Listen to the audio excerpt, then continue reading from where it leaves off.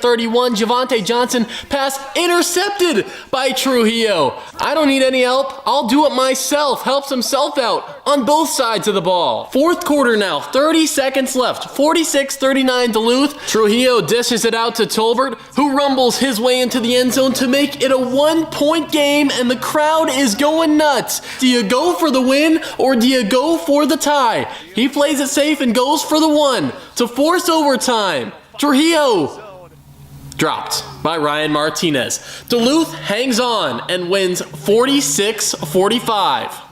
We go to Waterloo, Iowa, where Hot Springs is the visiting team, and the Woo are up 20-12 at the half, and Jordan Ambrose, a jump ball, up to his favorite target, Aaron Dilworth. Fourth quarter now, Carlos Rogers, quick QB draw, bursts through the hole to put Iowa up by 16. Fourth quarter still, Ambrose connects again with Dilworth. They're trying to mount a comeback, flipping over the wall, but it was really all Iowa in this game. Under 2 minutes to go, and the Woo seal the deal. Rogers to Jeff Mack in the back of the end zone. Do a little dance for good measure. The Woo get their first win of the season, 44-26 over the Wise Guys.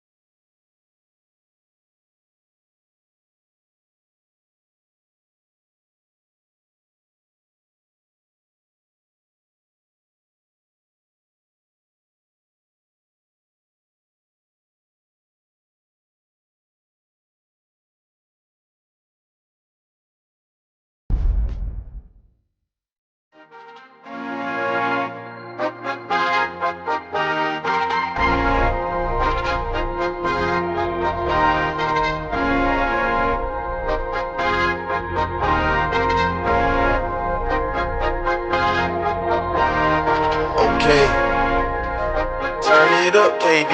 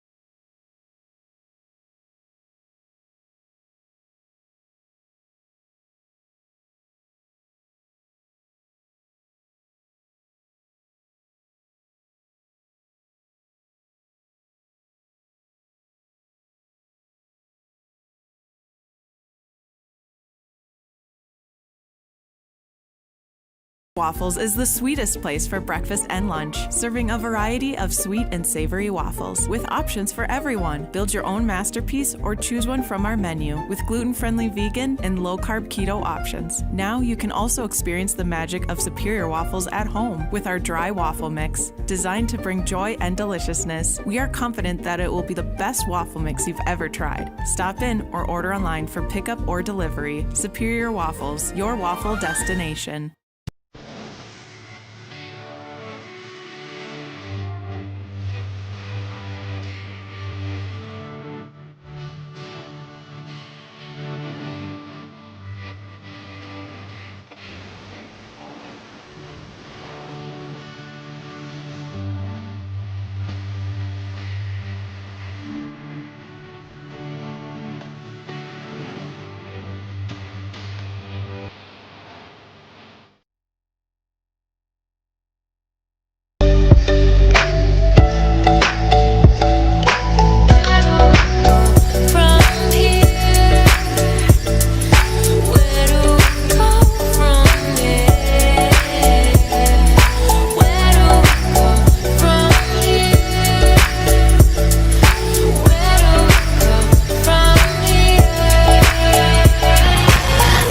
time to start early, get out early for Bones Bagante and his Wise Guys squad to set the tone and not go down on the Harbor Monsters, the defending champions. They have rolled up 457 yards total offense on the year, just under 4 yards per play. Meanwhile, the Harbor Monsters defense leads the league with 5 interceptions on the year, 2 for Samson Ty, 1 for Tyree Williams, and 2 for Zach Hannibal. When he intercepts, the other team's been Hannibalized. That big one was the game sealer in the first game in Iowa, the pick 6 to run out the clock. It is worth mentioning, though, Duluth, their scoring offense is good, first in the league, but their scoring defense last. They allow 51 points per game.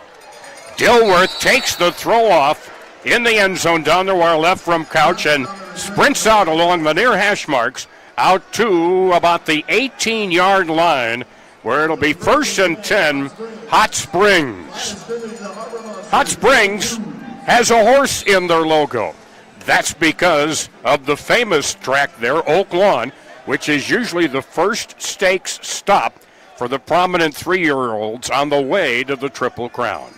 So 1st and 10 now from the Harbor Monsters 22, and early motion getting up out of the snap was their tight end, Lou Dorsey. And that'll be a legal procedure, and it'll go back 5. Looked like Aaron Dilworth jumped a little offsides as well. That's something you get in the Arena League. You can get that running start. That also means you got to time it just right with the center who's going to snap it.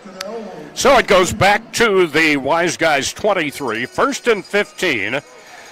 2 wideouts left and right, and 1 running back off the hip of the quarterback. Play action fake. Now running, starting up the lane and then carrying out to the near side.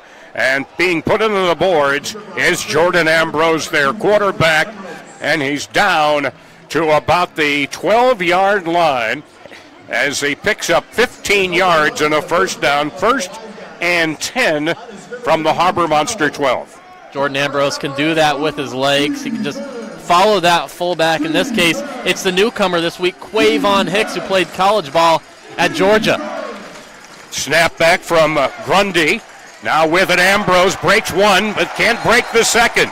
He broke the tackle of Dante Mason, but could not get away from Tyree Williams, who brings him down for no gain at the 12. It's 2nd down and 10. 13:27 left to go, opening quarter, first drive of the game. Glad you've tuned in on television and radio for Harbor Monsters football. Wide to the near side is Evans. Wide to the far side, Dilworth. The snap again from Jordani Grundy. Back to Ambrose. Flushed out of the pocket. Now swings a pass far side. The catch made, trying to break free, but losing ground. Quavon Hicks. They had progress, but he tried a reception move and lost a couple of yards. Lost 1 to the 13. It'll be 3rd and 11. Well, even though he lost a yard, it took a gang of Harbor Monsters to bring him down. Samson Ty ended up delivering the final blow, but it wasn't without some strength used. Hicks off to the right side of quarterback Ambrose. 1-man straight ahead motion. Ambrose back to throw over the middle. Caught at the 1-yard line. Yes, it's a catch at the 1-yard line by Dilworth. His 11th catch of the year. A pickup of 12 yards, all the way down to the 1, be 12-yard gain. And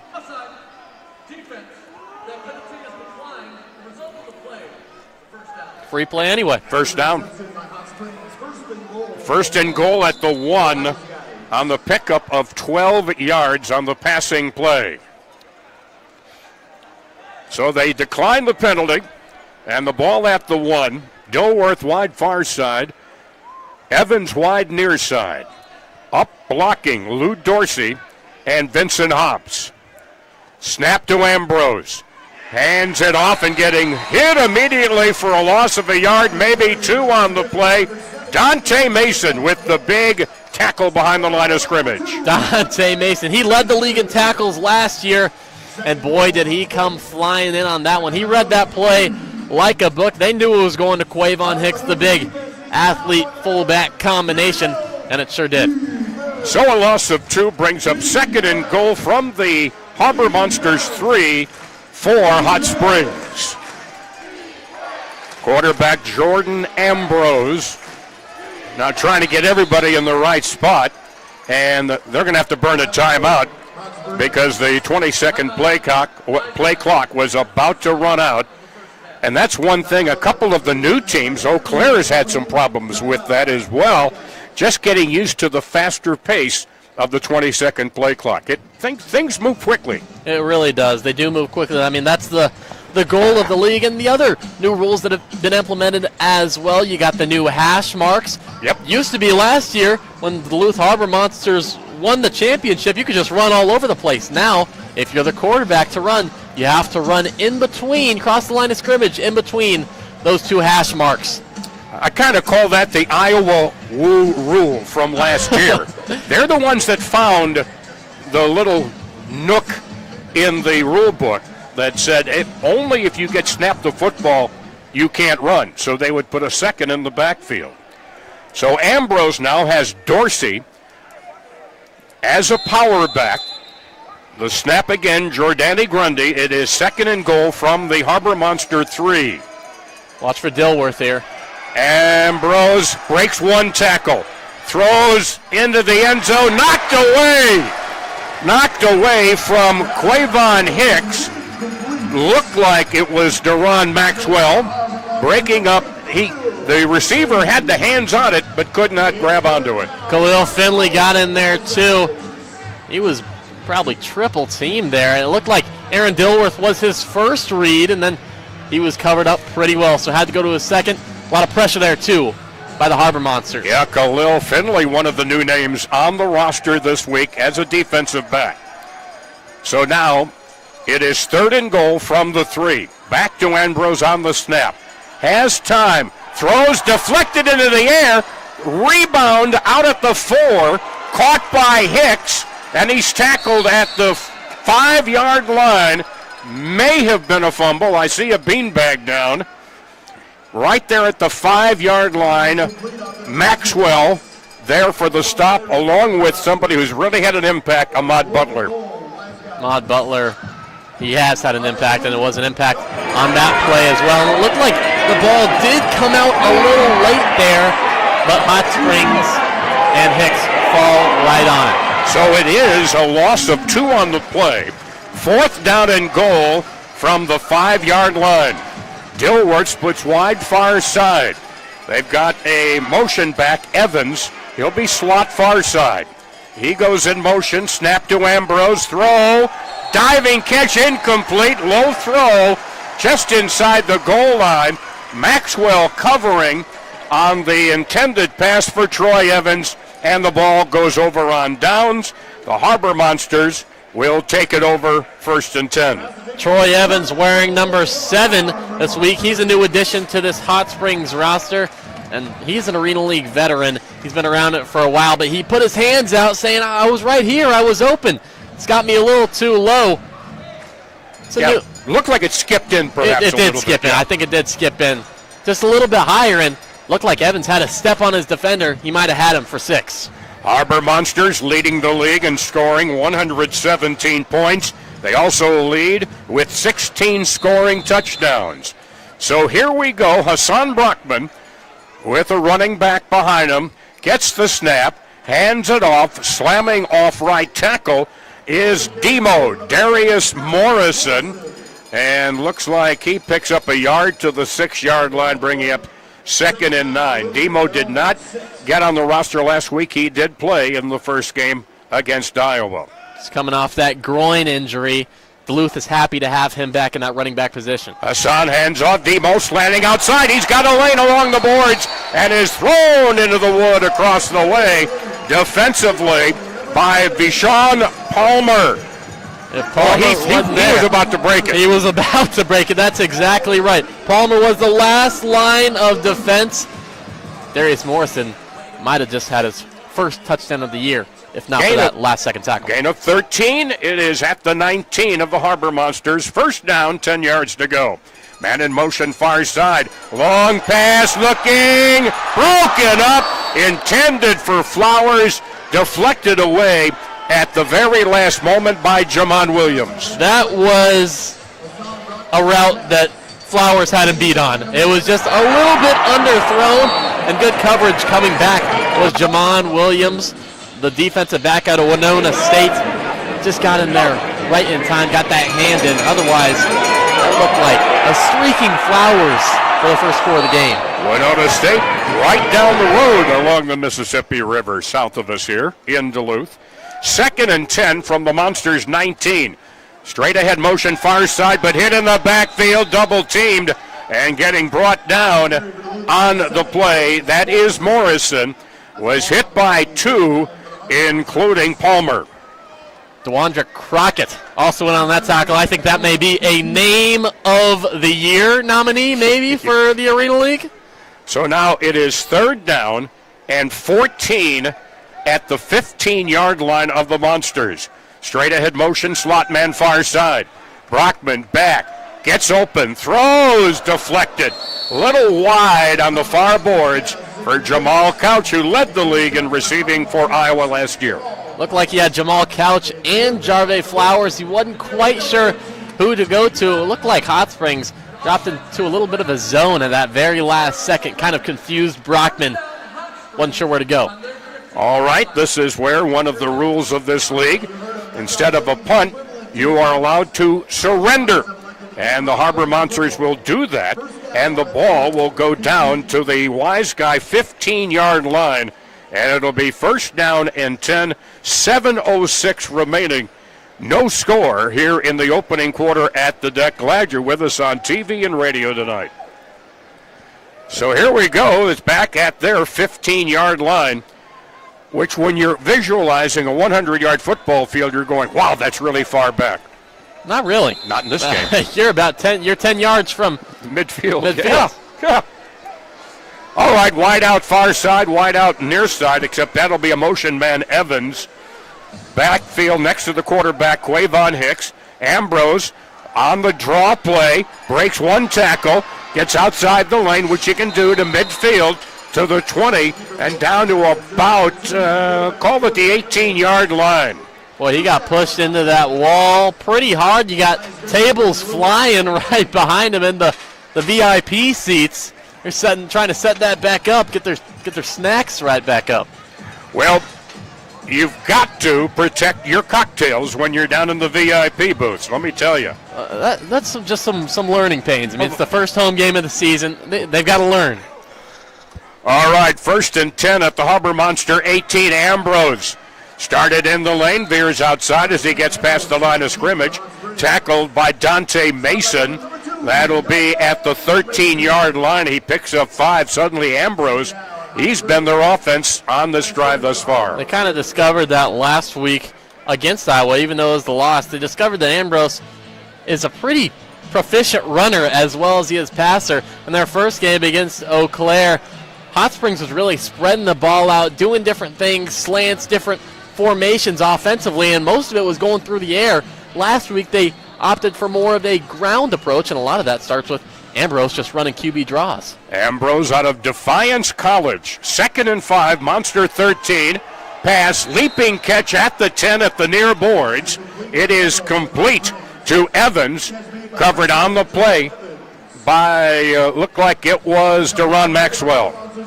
Was a short gain, if anything at all, but they got 4. It's Troy Evans' first catch as a member of the Wise Guys. There you go, and it's 3rd down and 1 from the Monster 9-yard line. This is the second drive of the night for the Wise Guys.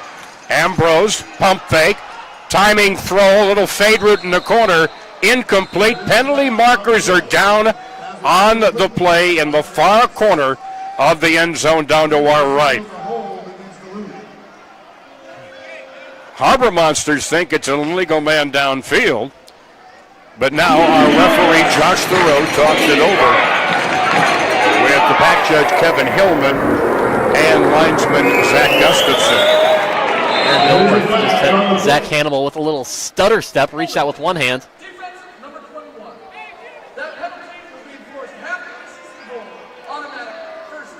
Wow. On Hannibal. Holding call on the Harbor Monsters. Half the distance, so we'll put it inside the 1, but it's first and goal. Call it the 1, but it's really, no, they move it down to the 4-yard line. Half the distance from the 9. There we go, Tom. So it's from the 4-yard line, first and goal for the Wise Guys. 4.5 minutes to go, first quarter. There's a draw, picking his way through the left side and into the end zone for the touchdown is Quavon Hicks. Hicks getting the handoff on the run-pass option and takes it in for the game's first score. Quavon Hicks getting his first score in the white and black pinstripes. 30 years old, bouncing around Arena Leagues, lands in the Arena League for Hot Springs. Gets him on the board. 30 years old could make you kind of a gristled veteran in this league.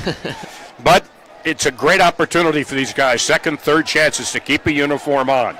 Now the ball at the 5, and the Wise Guys will go for the single point after.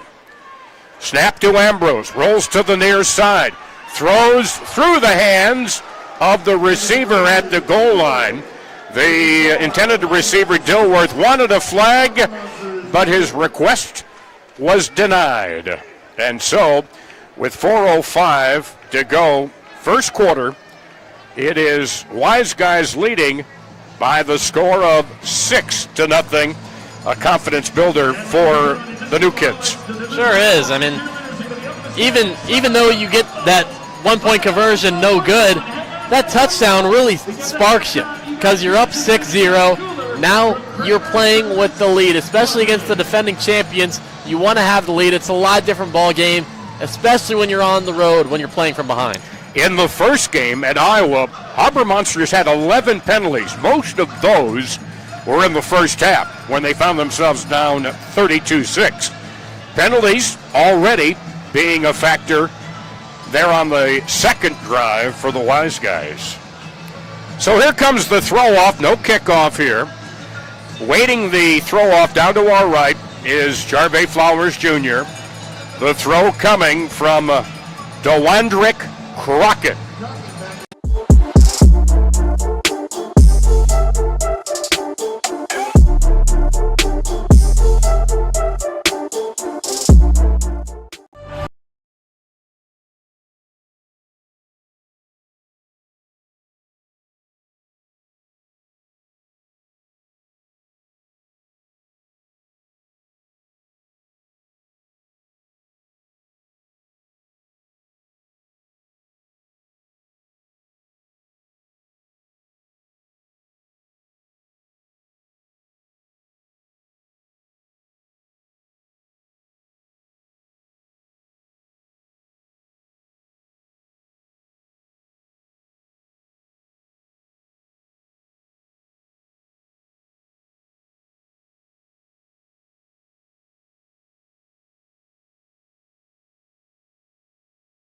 We've had a couple of those flags.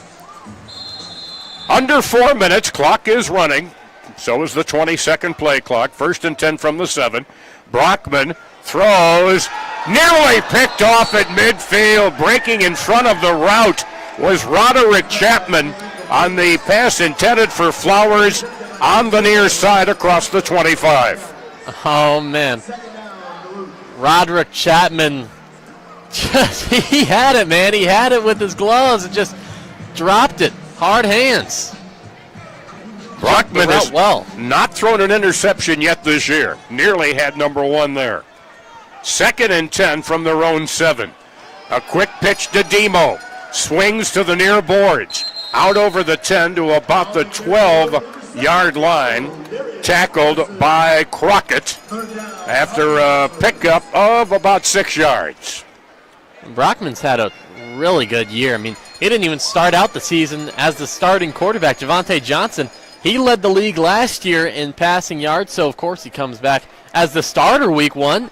Didn't play that good. They went down big in Iowa, so Brockman comes in and totally sparks the offense. He has 12 touchdowns and 0 picks. Penalty marker thrown at the snap. Pass caught at the Monster 20 by Crouch, driven back.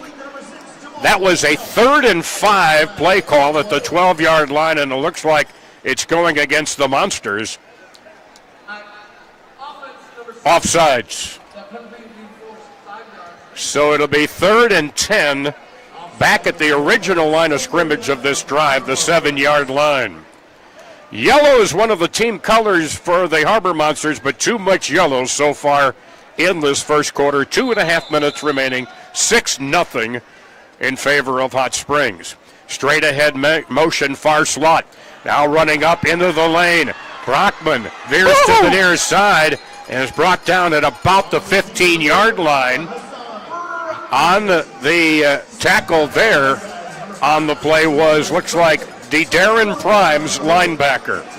Well, that was Crockett. That was DeWandrick right there. That was DeWandrick Crockett. Helmet comes flying off. That was a lick. It is now 4th down and 2. Brockman is in trouble. Tried to throw it up ahead, but is tackled, dropped for a loss on the play by Taylor Hunt on 4th and 1. And the ball will go over on downs, and great field position coming up for the Wise Guys. With under 2 minutes to go, they'll get the ball back leading 6-0. That was a dominating defensive series by Hot Springs.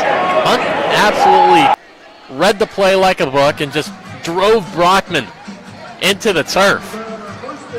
That's the way to end it on 4th.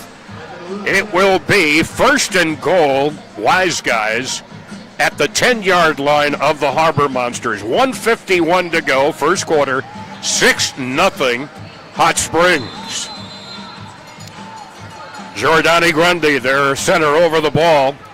Either side of him are Dorsey and Hobbs, and a timeout taken by the Harbor Monsters. Each team gets 3 in each half. So the Harbor Monsters not getting things right now.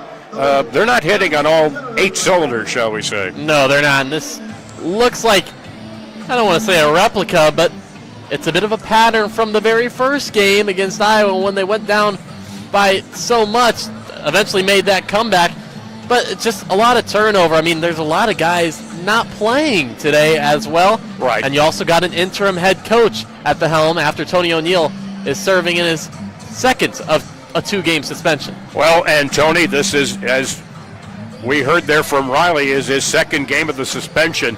He did post this on Facebook from Tony O'Neill, quote, "I take full accountability for the circumstances that led to my suspension and wear it as a badge of growth and responsibility. I'm proud to be a part of this movement. I cannot wait to return to the sidelines and continue leading this team with the professionalism, fire, and excellence of our fans that our fans in our city deserve." But I really think you have brought it up, and it's very valid. There's just some new cogs in the machine right now. Ambrose awaits circle movement as Ambrose picks his way up the middle, veers to the outside inside the 5.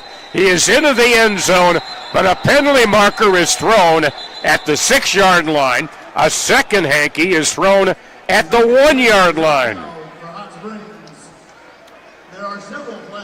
Yep, there are definitely several flags on the play as they discuss it with referee Josh Thoreau. I think that's got to be holding on Vincent Hobbs of Hot Springs. And we're getting a little trash talk both ways. As the Harbor Monsters are kind of going, hey, this is our house and you're not being good guests. But the Harbor Monsters have not helped themselves. Getting in their own way is probably a good way to put it. So they continue to talk it over. Question is, could it be offsetting? Could one be offensive holding? Because the other, a little extracurricular activity in the end zone. It looked like a Dante Mason went flying. I don't know if it was a Here we go. That theater class. Oh. Number 15. After the play was over, personal foul Offense number 15. Those penalties will be enforced. 25 yards in total. It'll remain first down. Wow, 25 yards, so it'll be 1st and 35. So the theatrics from Mason worked after the play. That's when it comes in handy. Both penalties on their wide It receiver. remains first and goal. It is still 1st and goal. All the way back to the 19-yard line of the Wise Guys at 25 yards penalized. Wideouts left and right here. Dilworth near side. Dorsey far side. One slot man in motion. Evans near side. Ambrose dances, rolls far side. Throwing deep, has a man open, broken up at the last moment. Intended for Dilworth, and breaking on it nicely was Deron Maxwell. So Maxwell was right in there. Dilworth, known for his spectacular catches, especially in the end zone. Maxwell had him the whole way. Dilworth out of Texas A&M Kingston. He's got quite a bit of arena experience. He's also got 2 games under his belt with Edmonton of the Canadian Football League. 2nd and goal from their own 19.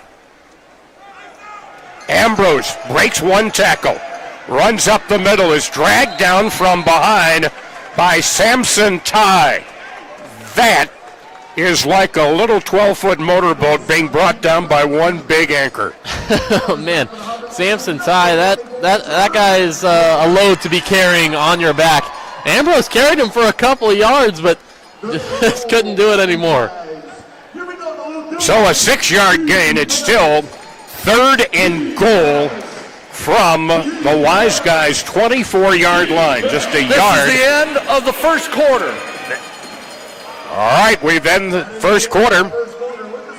6-0 in favor of the Wise Guys. Second quarter coming up after we take this timeout.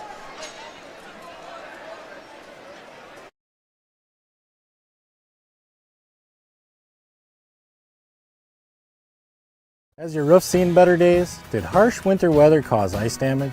Look no further than Peralt Construction for all your roofing needs. With their expertise in all roof types from asphalt to metal, they can provide the solutions you require.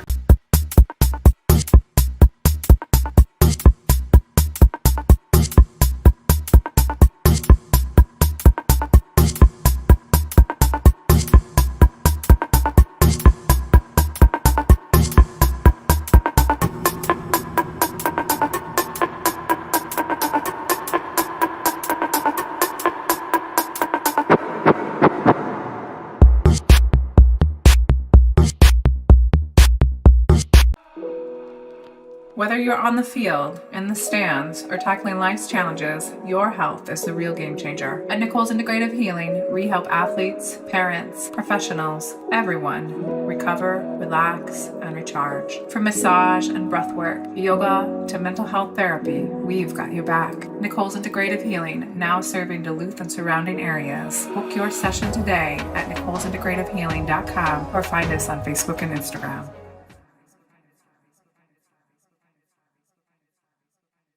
Has your roof seen better days? Did harsh winter weather cause ice damage? Look no further than Peralt Construction for all your roofing needs. With their expertise in all roof types from asphalt to metal, they can provide the solutions you require. Prepare your home for whatever nature has in store. Don't wait any longer.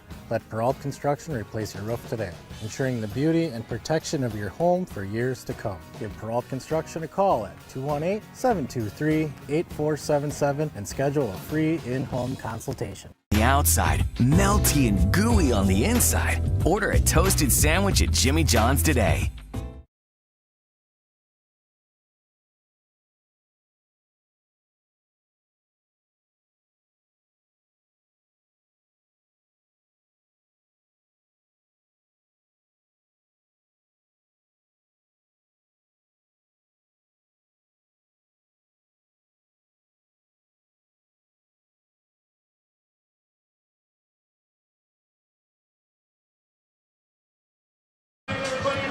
Well, I tell you what,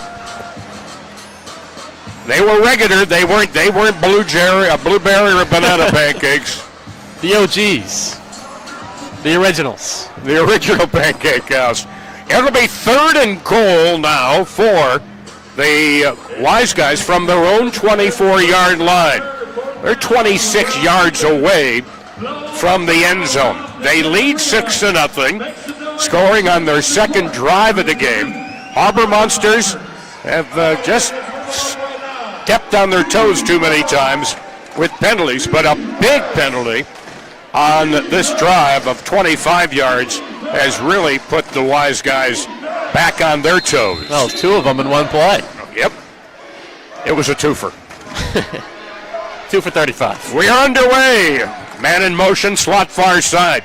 Ambrose picks his way through, throwing deep, and it's picked off by Maxwell in the end zone along the far side of the 5, the 10, the 15, the 20. Still on his feet, and they will rule him down at midfield at the 25-yard line. Well, that's the spark you need. Fires the fans up. His first interception, number 6 for the Harbor Monsters. He's the leader of this defense, and that may provide a spark as well as a great return also. Turns it right about midfield. Deron Maxwell, a big key defensively to the Harbor Monsters COG championship dreams of last year. So we're at midfield at the 25-yard line. Hassan Brockman stays in there at quarterback. Has a running back deep behind him. That's Flowers. Wide out far side, wide out near side. And back out there on the field for the first time, Nathan Cromie. The snap back to Brockman. Throwing! Caught! Did he hold on? Yes, he held on. Oh, and we've got a couple of guys down and hurt. They went into the boards hard. The catch by Jarve Flowers Jr. Touchdown Flowers, touchdown Harbor Monsters. And now we sort out the bumps and bruises. Goodness, what a heck of a catch by Jarve Flowers, but his head went banging into that wall really hard. He's down. Well, and these are the old-style hockey boards. When you get put into them, you feel it in every ounce of your body. Helmet comes popping up. That's a scary sight. And they both went down immediately on that heck of a catch. Vashon Palmer, the Wise Guys defensive back, that's down right now as well. So a great touchdown catch by Flowers. I believe that's his first of the year. But we've got to sort out. We've got a couple of guys. Third, correction. First of the day. First of the day. Hey, I just got excited. The stats were up, and I was going, all right, numbers. By the way, folks, you can get these stats. You simply go to Fanclb, FANCLB.com, and become a Harbor Monsters fan. And you can find the latest team stats, individual stats, standings, schedule, all of that. Well, let's see. The defender is up, and that is Vashon Palmer. However, Flowers is still down. And our training staff from Orthopedic Associates checking on Jarve. That is a part of this game that adds a real physicality measure to this. You don't see this on the 100-yard field. You don't see it surrounded by hockey boards, and this is an old-time hockey arena from back in the 60s here at the deck. Right here, by the way, folks, on the shores of Lake Superior. Flowers is up. And probably wondering if somebody will answer that long-distance telephone call, because his head's got to be ringing. Bless his heart.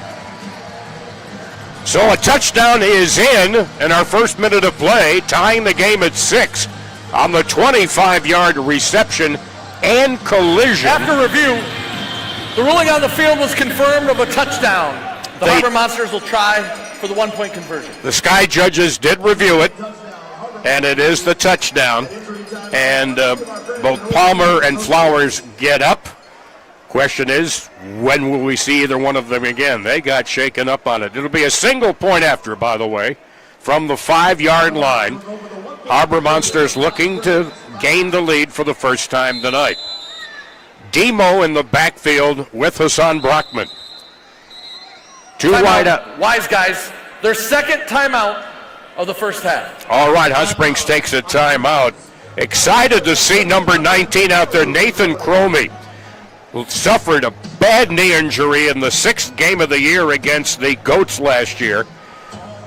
26 carries before the injury, 372 yards, 6 touchdowns. His longest reception, 39 yards, and great to see him active on the roster for the first time. He takes that wide receiver spot, replacing the injured Dan Williams for this game. Cromie hoping to fill a void that's really a pretty big one, with Williams leading the league in receiving touchdowns this year with 5. And Cromie, a fan favorite, very athletic receiver. All right, here we go. They go for the single point after, ball at the 5-yard line. Brockman with Demo off to his right hip. Fakes the pitch to Demo. Throws it across the middle. Somebody got a hand on it outside the end zone as they were looking there for a pattern on the end boards to Jamal Crouch, incomplete. So we're all tied up now early in the second quarter, 6-all. I don't know if anyone would have thought this was going to be such a low-scoring affair, and especially with the score how it is, all tied up. Whether you're on the Harbor Monsters side, you're kind of going, this hasn't been pretty from our side in this quarter plus a couple of minutes, and we're tied up. Well, if you're on the other side, though, you're saying, hey, these guys are the only undefeated team.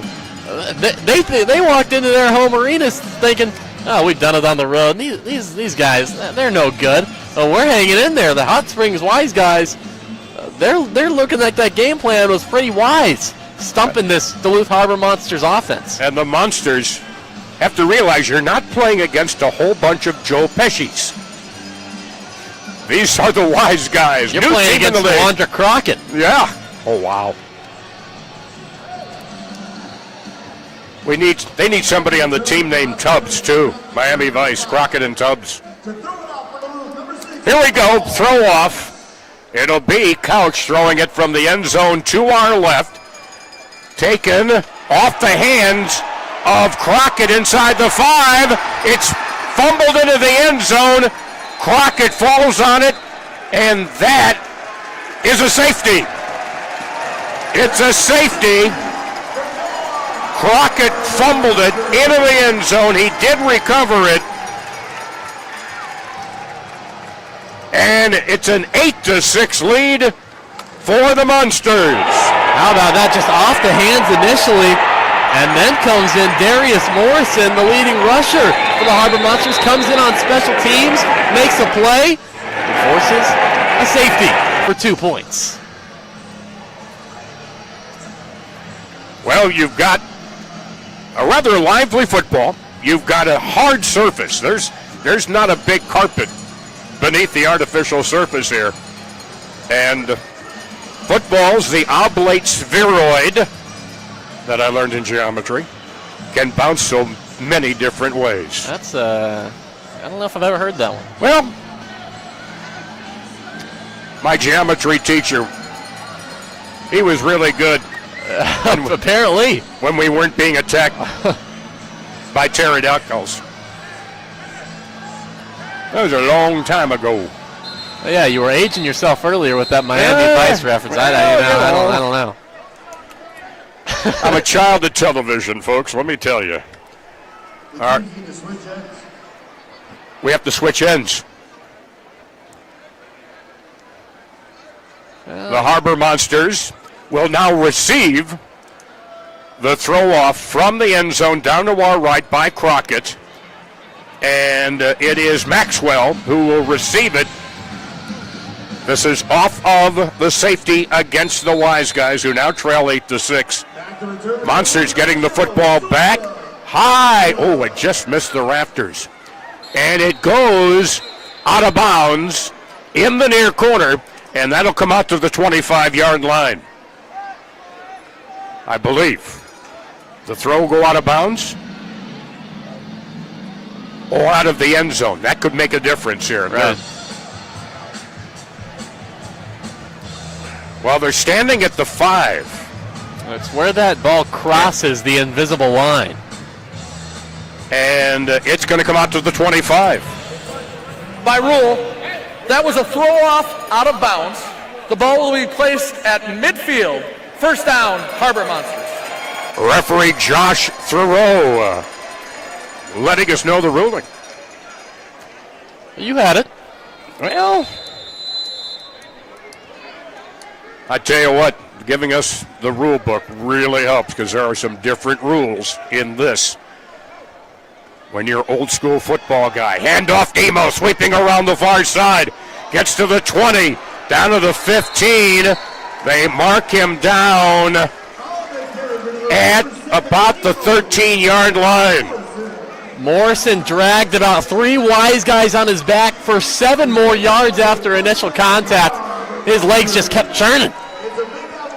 1st and 10, a gain of 12 yards on the sweep to the left side, far side, for Demo. Now Cromie in motion. Now there's Demo again, rambling his way up the middle, down to near the 5-yard line. Call it the 6, a gain of 7, 2nd and 3. Passing game hadn't been working that well for the Harbor Monsters. Looks like they're opting for more of the run game, which they haven't done in either of those first 2 games.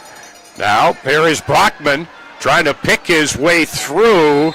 He gets to the 5-yard line. A penalty marker is down, and I think he might have been out of the lane. There is a flag on the play. So that is a penalty in itself. Line of scrimmage was the 7. I think he was outside the lane before that. The lane are the 2 hash marks that go across the center of the field. And we'll wait for the ruling from Josh Thoreau, but I think that's what it's going to be. Interim head coach, by the way, Michael Johnson, is also the defensive coordinator. In the Arena League, the quarterback has to run between the tackles. That is a running lane violation by the quarterback. It's a 10-yard penalty. Replay, 2nd down. I like that. That was a good explanation right there. I tell you what, Josh has been up studying the rule book. I like that. No, just kidding. It'll be 2nd down and 13 now. Back at the 11-yard line, not 13. It is 2nd down and about 7. Hot Springs coach Bones Bagante still has something to say after the play. Brought something up to the referees. Now talking to the Harbor Monsters backfield, Morrison and Brockman. My question is it from the previous spot, 10 yards? The previous spot was at the 7-yard line. Now they're at the 12, which essentially makes it a 5-yard penalty. It's now 2nd down, and call it about 8 yards to go. Snap back, Brockman, quick pass wide. Looking on the far wing to Marcus Sessoms, who came into the game 11 receptions, 59 yards, 2 touchdowns. He got hurried by Jamin Williams there. That forced the bad throw, but we do have a flag right near the goal line. And so, again, yellow has become kind of the predominant color now for both sides in this game. The result of the play is an incomplete pass, 3rd down. After the play was over, personal foul, offense number 19. Personal foul, defense number 5. Those penalties are offset, 3rd down. Nathan Cromie and Crockett with personal fouls offsetting Pass incomplete. 3rd down and 8 at the Wise Guys 11-yard line. Cromie in motion along the far boards. Back to throw. Brockman throws. What a catch. Oh, my goodness, what a catch by Crouch. He had a defender all over him there, and that was Roderick Chapman, and somehow he got his hands on the football. Let's watch it again. Yeah, that was quite the catch. Just a little inside-out route, and had Chapman all over his back. Still makes the catch. No flag. There definitely could have been on that one. So it's now 4th down and about 4. He did a great job. Timeout, Harbor Monsters. Harbor Monsters Their second timeout. of the first He did a half. good job protecting the ball from the defender with his body, shielding him, and that enabled him to make the grab. Well, he's a big target.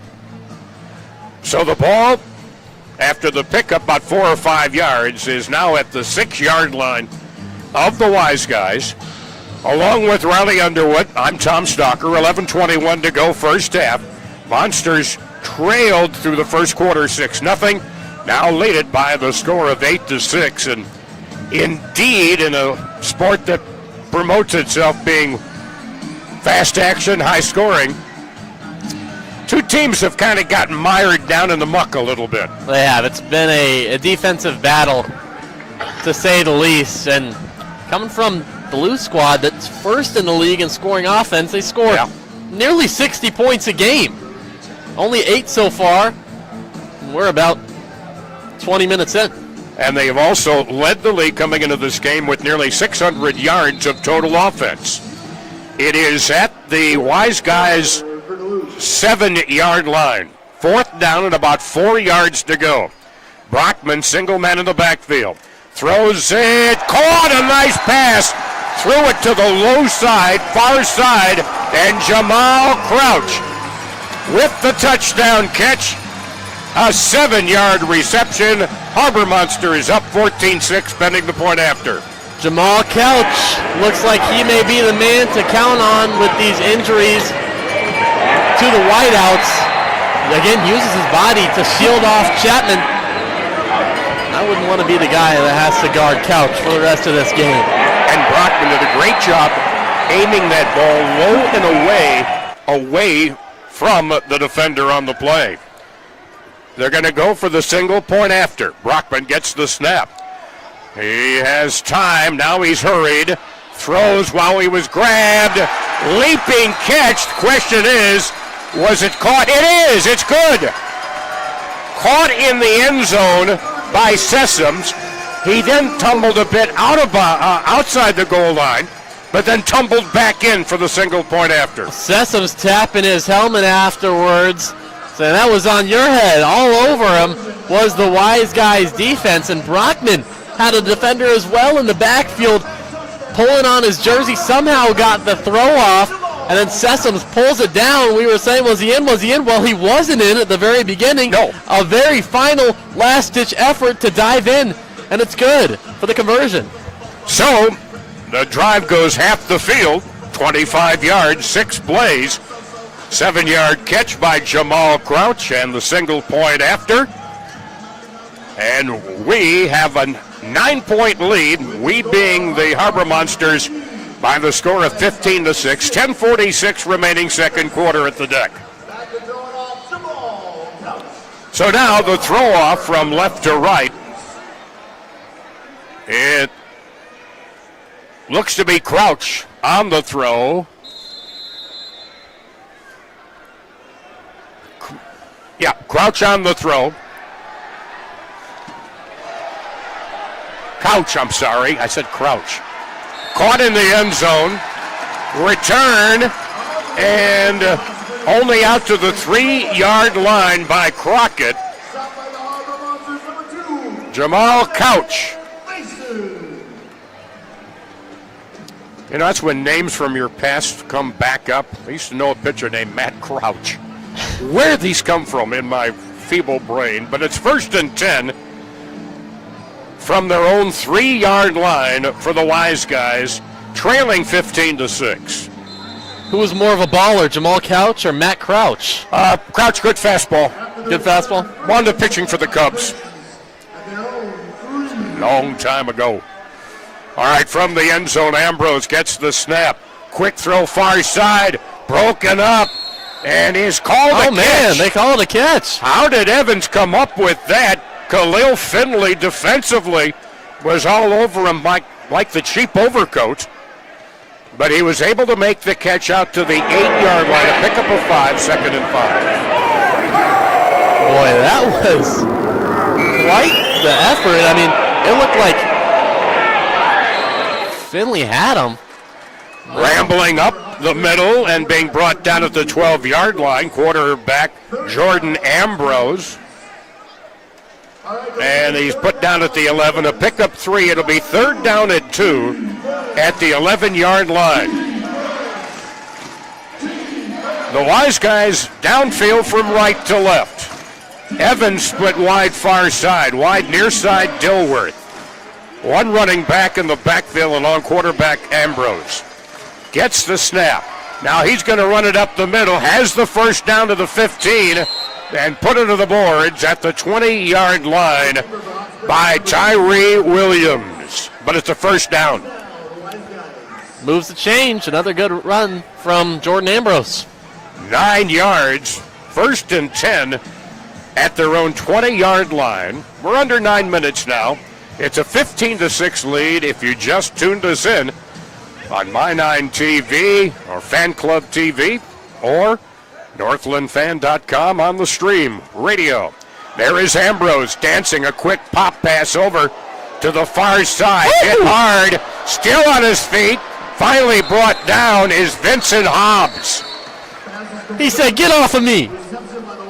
You're too small," and a flag comes in. Oh, my goodness. We got bodies flying everywhere. It looked like Hobbs was being caught by a guard dog over there running, and the dog wouldn't let him go. About 5 dogs. Stiff arm. Woo! So they give him progress out to about the 22-yard line, which is a gain of only 2.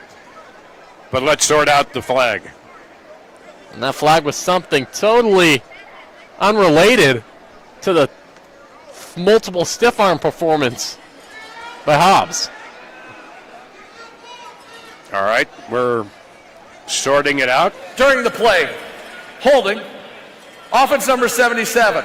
After the play was over, unsportsmanlike conduct, 7 of the defense for taunting. The result of the play will be 5 yards forward after 10 yards back, 15 yards forward, replay first down. All right. So the ball winds up 5 yards back, 10 yards forward, and it winds up at midfield at the 25. It'll be 1st down and 5 at midfield. Wideouts left and right. Ambrose, lone man in the backfield. Slot man in motion straight ahead, far side. Back it goes, Ambrose. A quick pass over the middle. Overthrows Terrell Brown, wide receiver, a little wide along the far boards, and it's incomplete. 2nd and 5 coming up. Those were a couple scissor crossing routes by Troy Evans and Terrell Brown, but looked like that pass was just a little wide. 7:47 left to go first half. 15-6. 2nd and 5 coming up for the Wise Guys. Dilworth wide near side. Single man now slot far side. Ambrose throwing up over the middle. Leaping catch down to the 13-yard line. On the catch is Troy Evans. Looked like Zach Hannibal there defending. They give the progress to the 14-yard line. A pickup of 11 yards, and it's 1st and 10.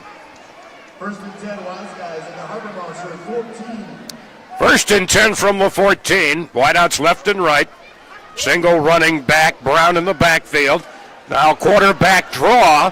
Penalty marker thrown, and this may be a running lane violation. Looked like he may have been out of the running lane before he hit the 11-yard line. And it was thrown while he was advancing the ball.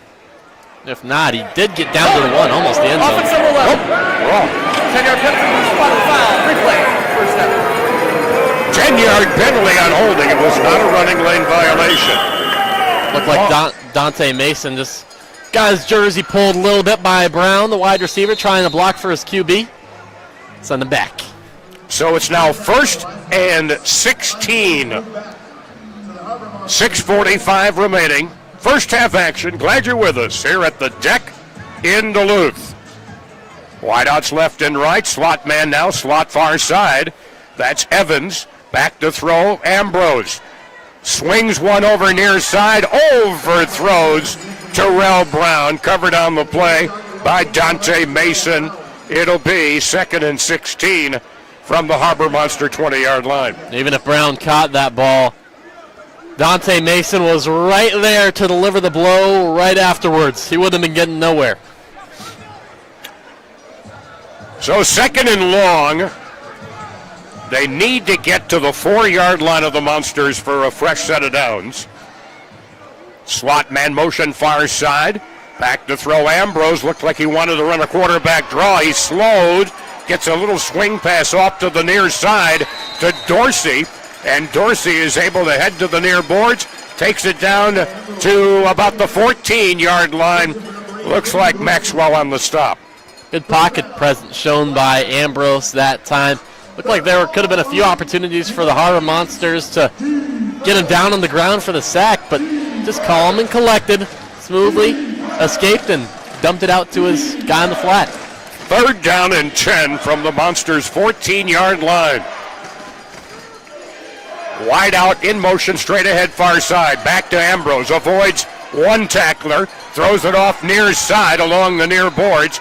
Catch made by Brown, and he is put into the boards by Mason at the 8-yard line. A pickup of 6. It'll be 4th and 4. 4th down and 4. Call it the 8-yard line. And the crowd comes to life.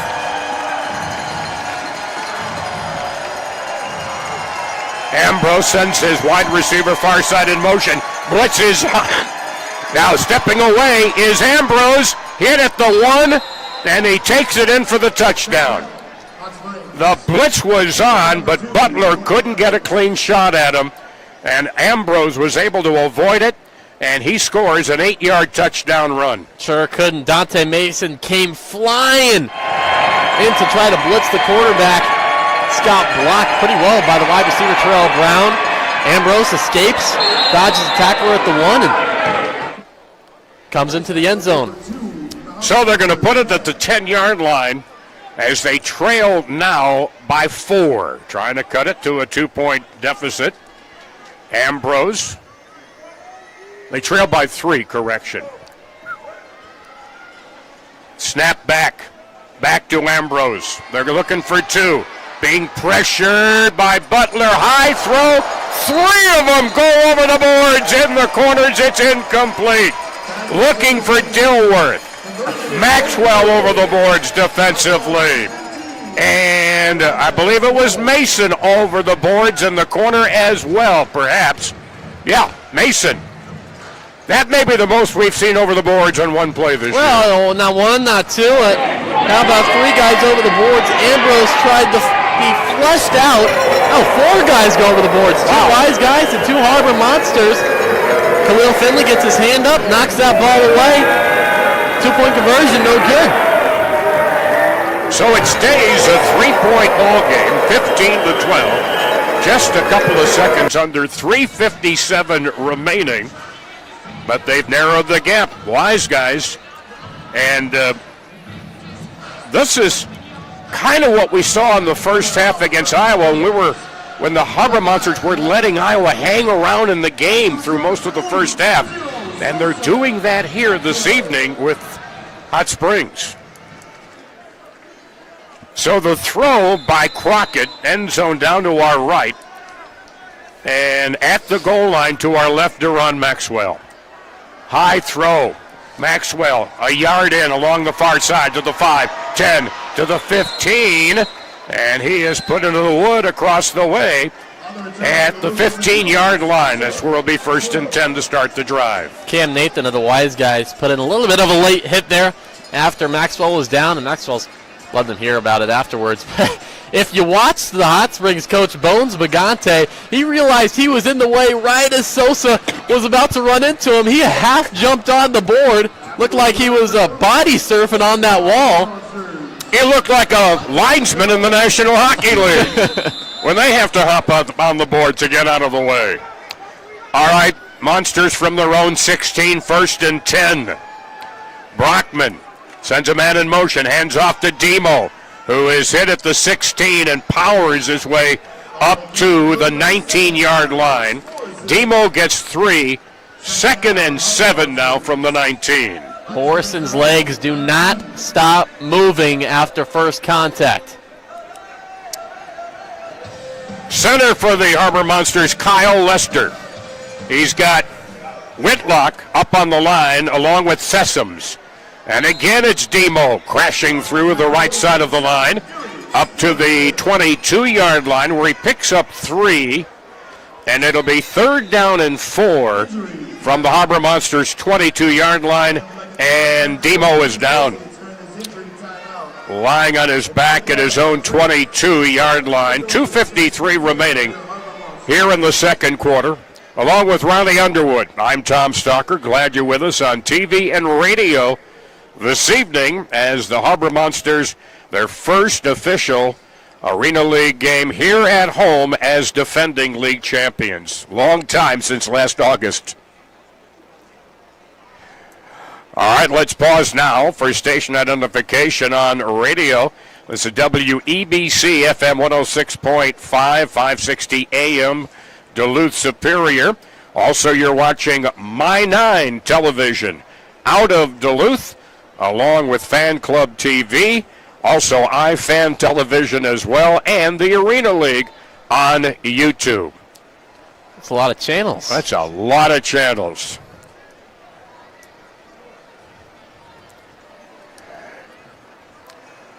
I try to give credit where credit is due.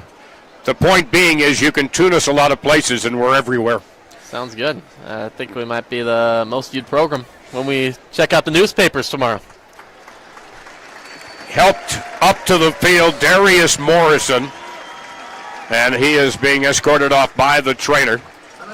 Also owner Britt Labrie in his blue suit and yellow hat was out there to check on young Mr. Flowers.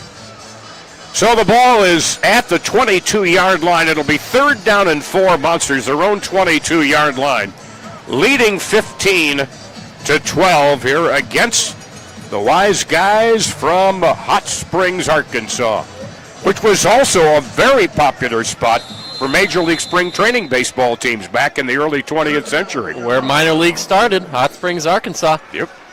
These two teams are the furthest apart from each other in the Arena League. Over 1,000 miles separate them. Brockman with snap, steps up in the pocket, and there's a push-off. Cromie wants pass interference. He claimed he was pushed off by Chapman.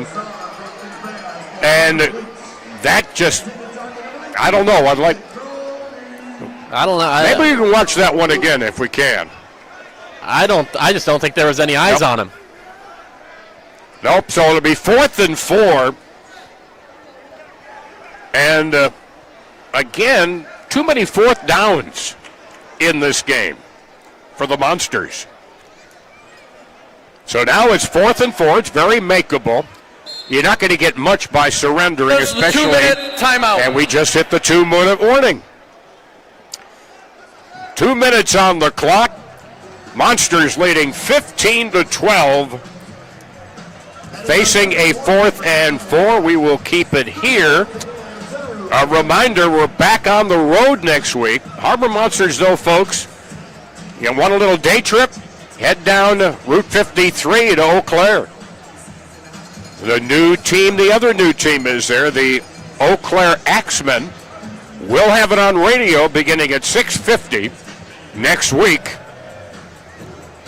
Although we wouldn't mind the road trip, but we'll stay in the studio and give you the radio broadcast as we do. It's going to be a couple more weeks before the Harbor Monsters are back. In fact, they don't even get the bye week until August or late July. If you just saw that Duluth huddle there, Aaron Dilworth, the leading Hot Springs receiver, was trying to tune in, catch a little glimpse of what was happening. He was leaning in like he was part of the team, hoping no one would notice. I don't think they did. Now in motion, Maxwell was in the slot. Woo-hoo! And on the near side, the pass over to Travis Whitlock, and he is hit hard by Darren Primes. He just got jacked up, D-Prime, they call him, and that was a prime time tackle by the big linebacker on the big Travis Whitlock, who's usually on the O-line. 1st and 10 now, and again, great field position for the Wise Guys at the Harbor Monster 19-yard line. That's twice the Harbor Monsters have attempted a 4th down and could not convert, giving Hot Springs great field position. Yep, so here we go. Putting the pressure on the defense. We're just under 2 minutes. Now remember, inside of 2 minutes, the game clock does stop on incomplete passes. Snap back to Ambrose, trying to pick his way, wrapped up at the line by Samson Ty. And when Samson wraps you up, you ain't going anywhere. This is getting to be the predictable play that Hot Springs goes to. Just a little QB draw. Ambrose takes a snap, pauses for just a moment before following his lead blocker right down the middle, because you can't go around the edge. You got to go in between those two hash marks, and that time just got swallowed up 1 yard behind the line. Tie with the TFL.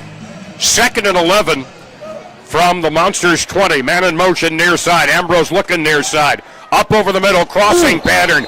Unable to make a circus catch on a crossing pattern over the middle at the 11-yard line was Aaron Dilworth. He got one hand on it. Couldn't get two. That's because Khalil Finley laid the boom, put the shoulder into him. 3rd and 11 from the Harbor Monsters 20. 1:10 remaining in the first half. Monsters up by 3. And you're saying, well, aren't they going to go for a field goal? Yep, no field goals in the Arena League. Single wide out far side, slot man in motion far side. Back to throw Ambrose, rolling near side, throws, caught at the 6-yard line. Again, the target, Dilworth with the catch, tackled by Maxwell at the 6-yard line. A pickup of 5, and it'll be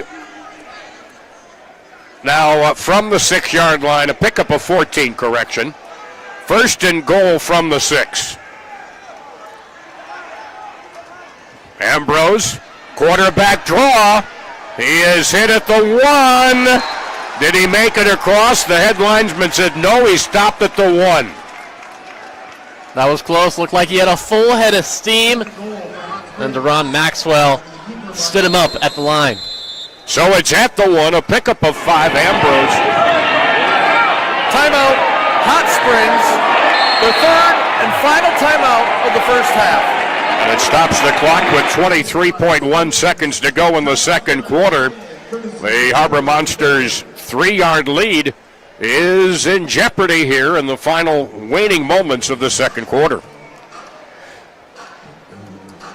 Well, again, we've seen this. And Hot Springs has been the beneficiary of some great field position in this game. Too many penalties, although one whopper of a penalty to Hot Springs. But too many of those penalties, those kind of unforced errors against the Harbor Monsters. Using a tennis term, I thought I'd help you out there a little bit. Big 3rd down and 11 conversion as well. So now the question is, can you go 1 yard in 20 seconds and 3 downs? I'd look for Ambrose again, maybe to try, and now the Harbor Monsters will stop the clock with the timeout. Harbor Monsters, their 3rd and final timeout of the first half. Our white hat referee Josh Thoreau doing a great job of keeping us informed as to the timeout situation. Each team gets 3 in each half. And I believe now we've got to play out the final 23 seconds, unless, of course, you get an incomplete pass. I'll tell you who's getting the ball. It's big number 17, Quavon Hicks. Yeah. He just checked into the game. I'd look for him to get a touch inside even the 1 yard line. That might be the half-yard line. Yeah, it's when they put ATH near a position, that kind of tells me something. You're an athlete. You can play. You're an athlete. And a reminder that we do follow NFL rules that until the ball completely crosses the yard line, it's considered still at that yard line. All right, let's see what they call for here. On 2nd and goal from the 1. Everybody's in tight. To the right of Ambrose is Hobbs. Hobbs trying to be push in, and he is. The tush push is alive and well in the Arena League. And they take the lead. I'm sorry. Gave it to the big man. I mean, that's was the other big man. It wasn't the big man we were expecting, Quavon Hicks. It was Vincent Hobbs, who's actually listed as a wide receiver. That's about as big of a wide receiver as you can have. Well, maybe they were talking dimensions. Yes. Sorry. He is a wide. Oh, yeah. They're going for 2 again. Their lead is 3. 18-15 for the Wise Guys. Wide out far side, wide out near side, straight ahead motion Dilworth.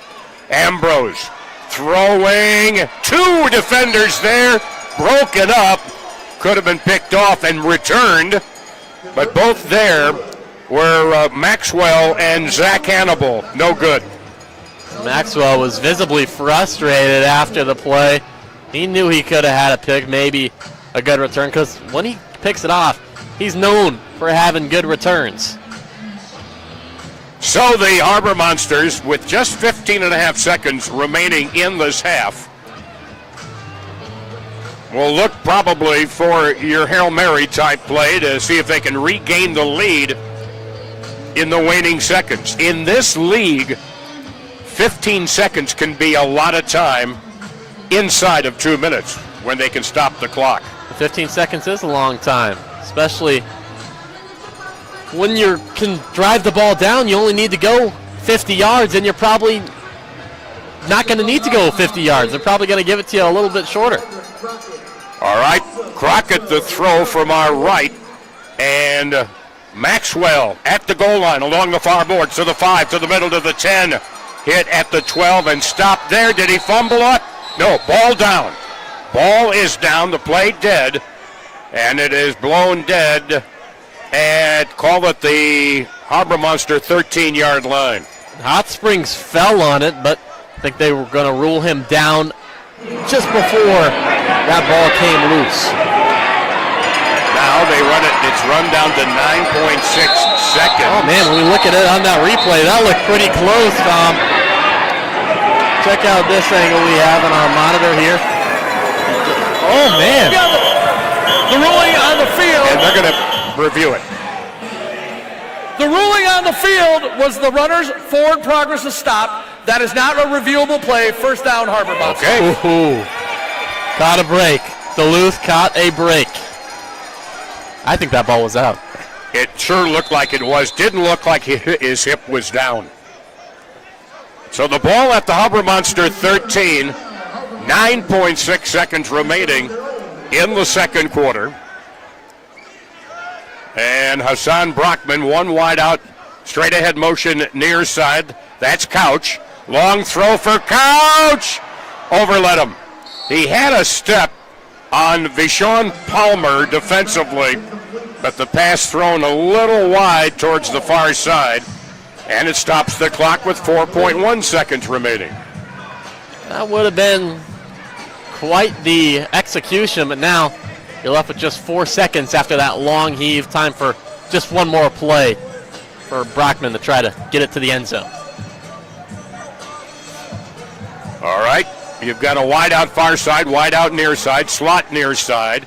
That's Cromie. Brockman gets the snap, quick throw far side. On the move, Maxwell. Maxwell has a lead block, but he gets only to their 20-yard line, and time runs out. He had a lead block from Kyle Lester, but he could not really capitalize on it. And we are at halftime with the score. The Wise Guys of Hot Springs 18 and the Harbor Monsters 15. And so we'll see what interim head coach Michael Johnson can generate in the locker room at halftime. So here at the... Looking for a career that moves you forward? At Jeff Foster Trucking, you're more than a number. You're part of a family built on respect, support, and stability. Whether you want local routes or long hauls, we offer great benefits and home time that works for you. Apply today at jefffostertrucking.com and drive your career forward. Extraordinary. With our endlessly adjustable colors and organic formulations, a perfect match is guaranteed every time. We offer group sessions, private classes, or personalized tailored just for you. Located here in the Twin Ports, we are the nation's leader. Visit Vicks Cosmetics today and get color cosmetics crafted right in front of you. No more settling for ordinary makeup when you put in the perfect treatment.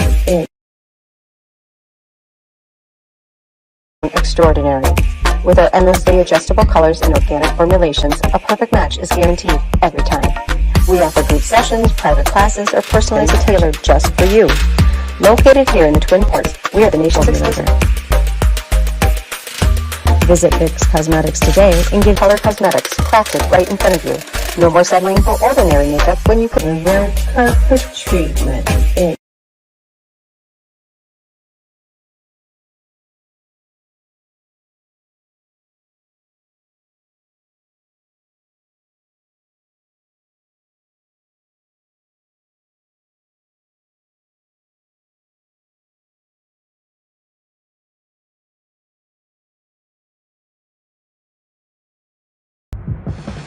Superior Funland. We're your local indoor playground, open 6 days a week and located in the Mariner Business Center. Funland is a great place to host birthday parties and other events. Visit us at superiorfunland.com.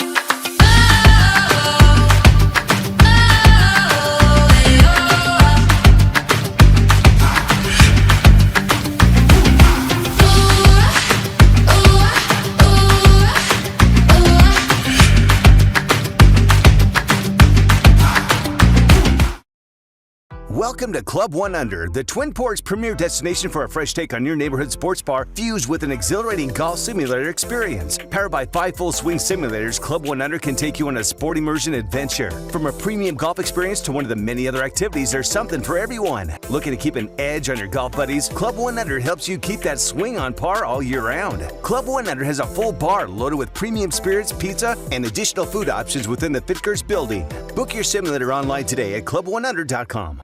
Fun, food, and live events. So much to do under one roof. From golf to shooting to private karaoke. With a large event space for parties or other occasions, you won't believe your eyes. Fun in all forms is found at the Caddy Shack in Lincoln Park, the Craft District.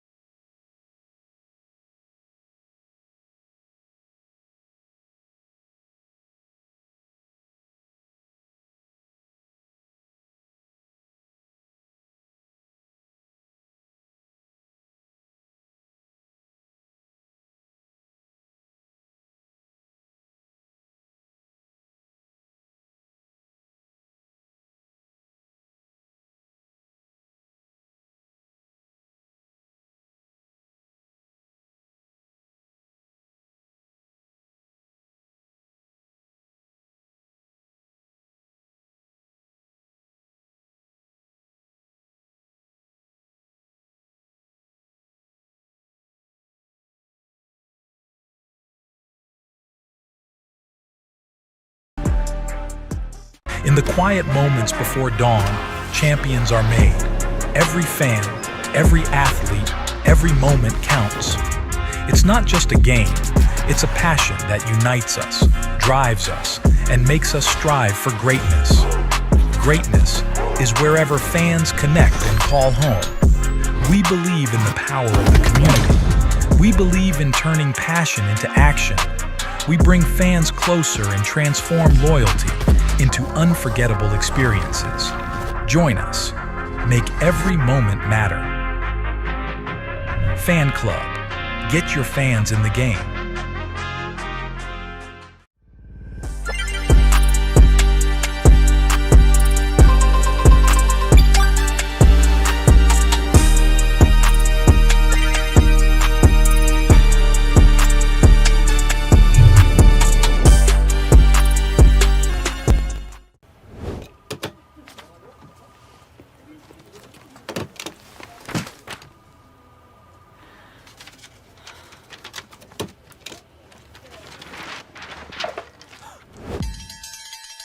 When you need a break, Pizza Ranch is ready. And if you're craving your favorite pizza, request it with Buffet Your Way. You name it, we'll make it for the buffet and make sure you get the first slice. Rough day or good day, sometimes you just need a buffet.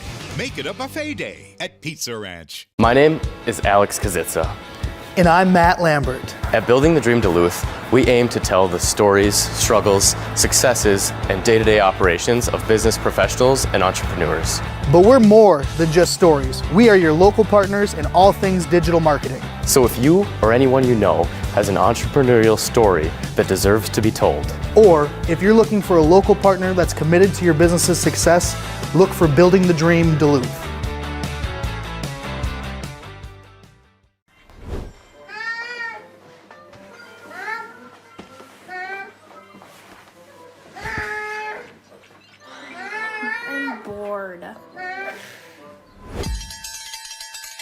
When you need a little fun, head to the Pizza Ranch and Fun Zone Arcade. For good food and good times, make it a buffet day and a play day. Have all your favorites and all kinds of fun. Make it a buffet day at the Pizza Ranch and Fun Zone Arcade. Your table is waiting at Barker's Waterfront Grill. Enjoy fine drinks and great cuisine in our lounge or out on the patio with great views of the marina.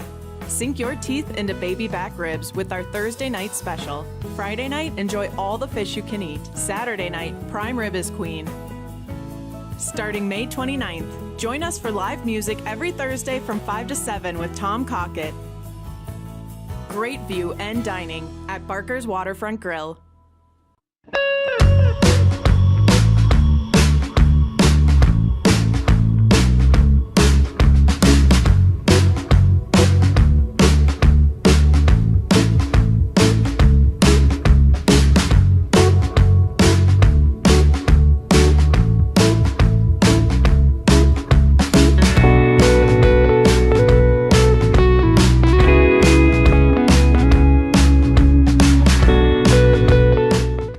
John's toasted sandwiches take the fresh baked bread you love and turn up the heat to toasted perfection.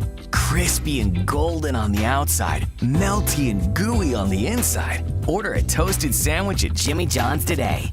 A Friday night game with the two teams that played for the championship. Then you were in Hot Springs, and then in St. Joe Mo. Tell us about St. Joe and the new vicinity there in St. Joe. Looks like they had a heck of a crowd. They did have a heck of a crowd, and a lot of it is because of that Jason Travis Kelsey sponsorship, the Garage Beer sponsorship.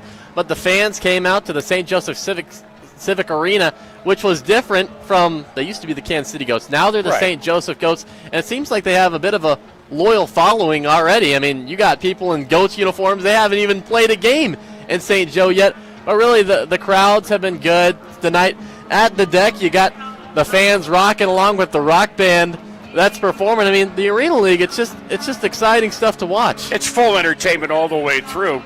The biggest thing was, I think what I have learned is that this league's philosophy, they don't want to be small fish in big ponds. Right. They want to be big fish in smaller ponds. And I think St. Joe fills that bill. I think they do as well. St. Joe a history old town. I mean, a lot of this town, as well as Duluth, part of the Twin Ports. I mean, it's just loyal fan bases. It's good to see. Well, it wants to be known more than just the place where Jesse James was shot and killed. That's right. And the home of Walter Cronkite. We're at halftime. Yeah, that's right. Riley Underwood, take Tom us to Stalker. We will take you to the second half, and Tom's got you with all of that play-by-play information. Right now, Hot Springs leads 18-15 over the Duluth Harbor Monsters. You're watching the Arena Game Day halftime show. We'll be back after this short break.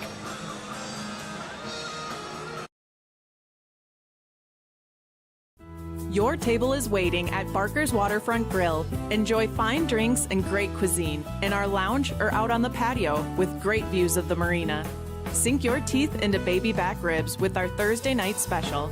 Friday night, enjoy all the fish you can eat. Saturday night, prime rib is queen.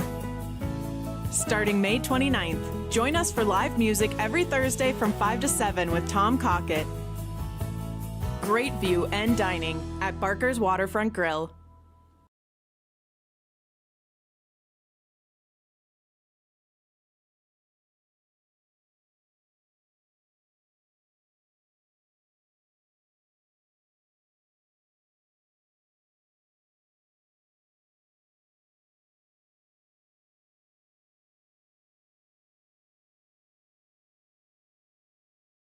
Fun, food, and live events. So much to do under one roof. From golf to shooting to private karaoke. With a large event space for parties or other occasions, you won't believe your eyes.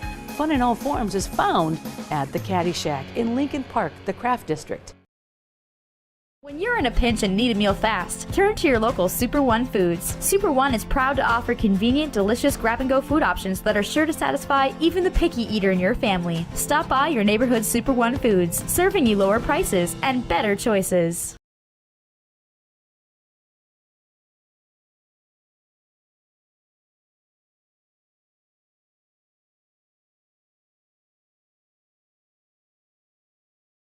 Has your roof seen better days? Did harsh winter weather cause ice damage?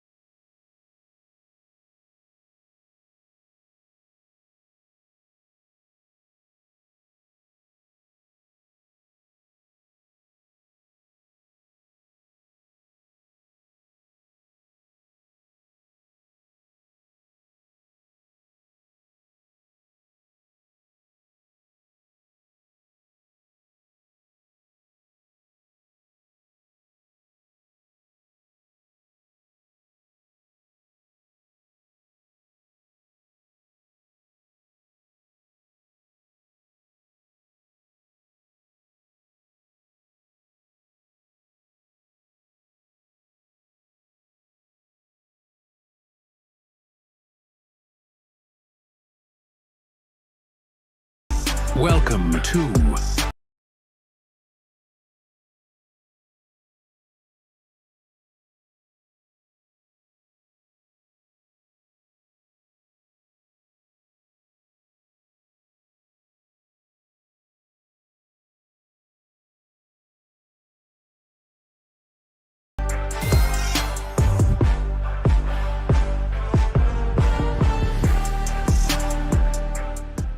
In the quiet moments before dawn, champions are made. Every fan, every athlete, every moment counts. It's not just a game, it's a passion that unites us, drives us, and makes us strive for greatness. Greatness is wherever fans connect and call home. We believe in the power of the community. We believe in turning passion into action. We bring fans closer and transform loyalty into unforgettable experiences. Join us. Make every moment matter. Fan Club. Get your fans in the game.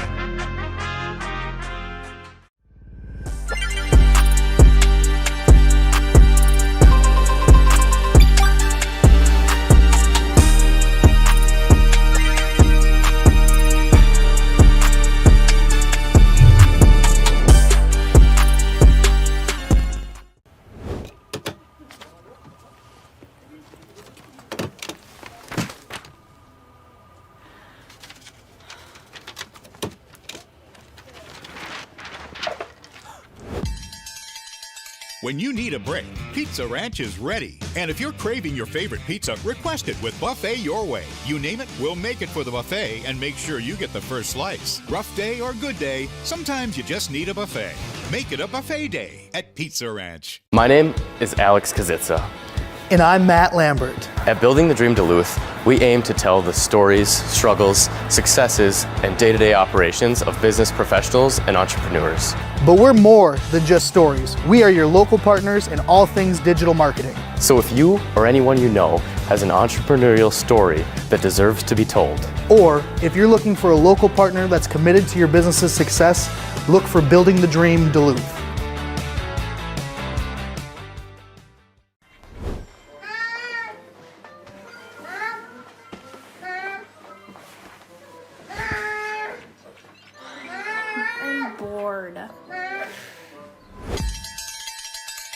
When you need a little fun, head to the Pizza Ranch and Fun Zone Arcade.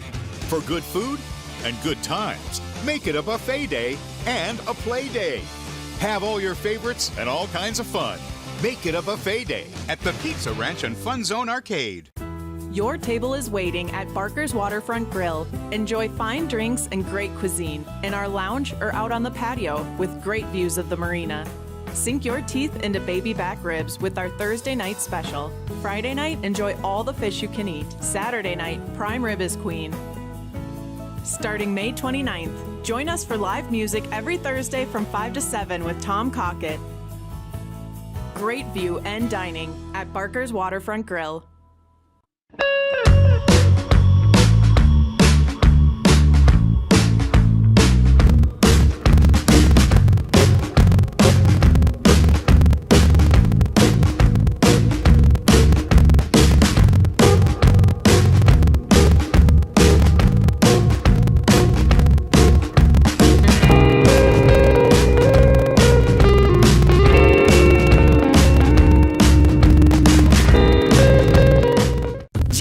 Toasted sandwiches take the fresh baked bread you love and turn up the heat to toasted perfection. Crispy and golden on the outside, melty and gooey on the inside. Order a toasted sandwich at Jimmy John's today. Expert service and seriously cool results. Call us today at 218-727-2817 or visit our website at sheldonduluth.com.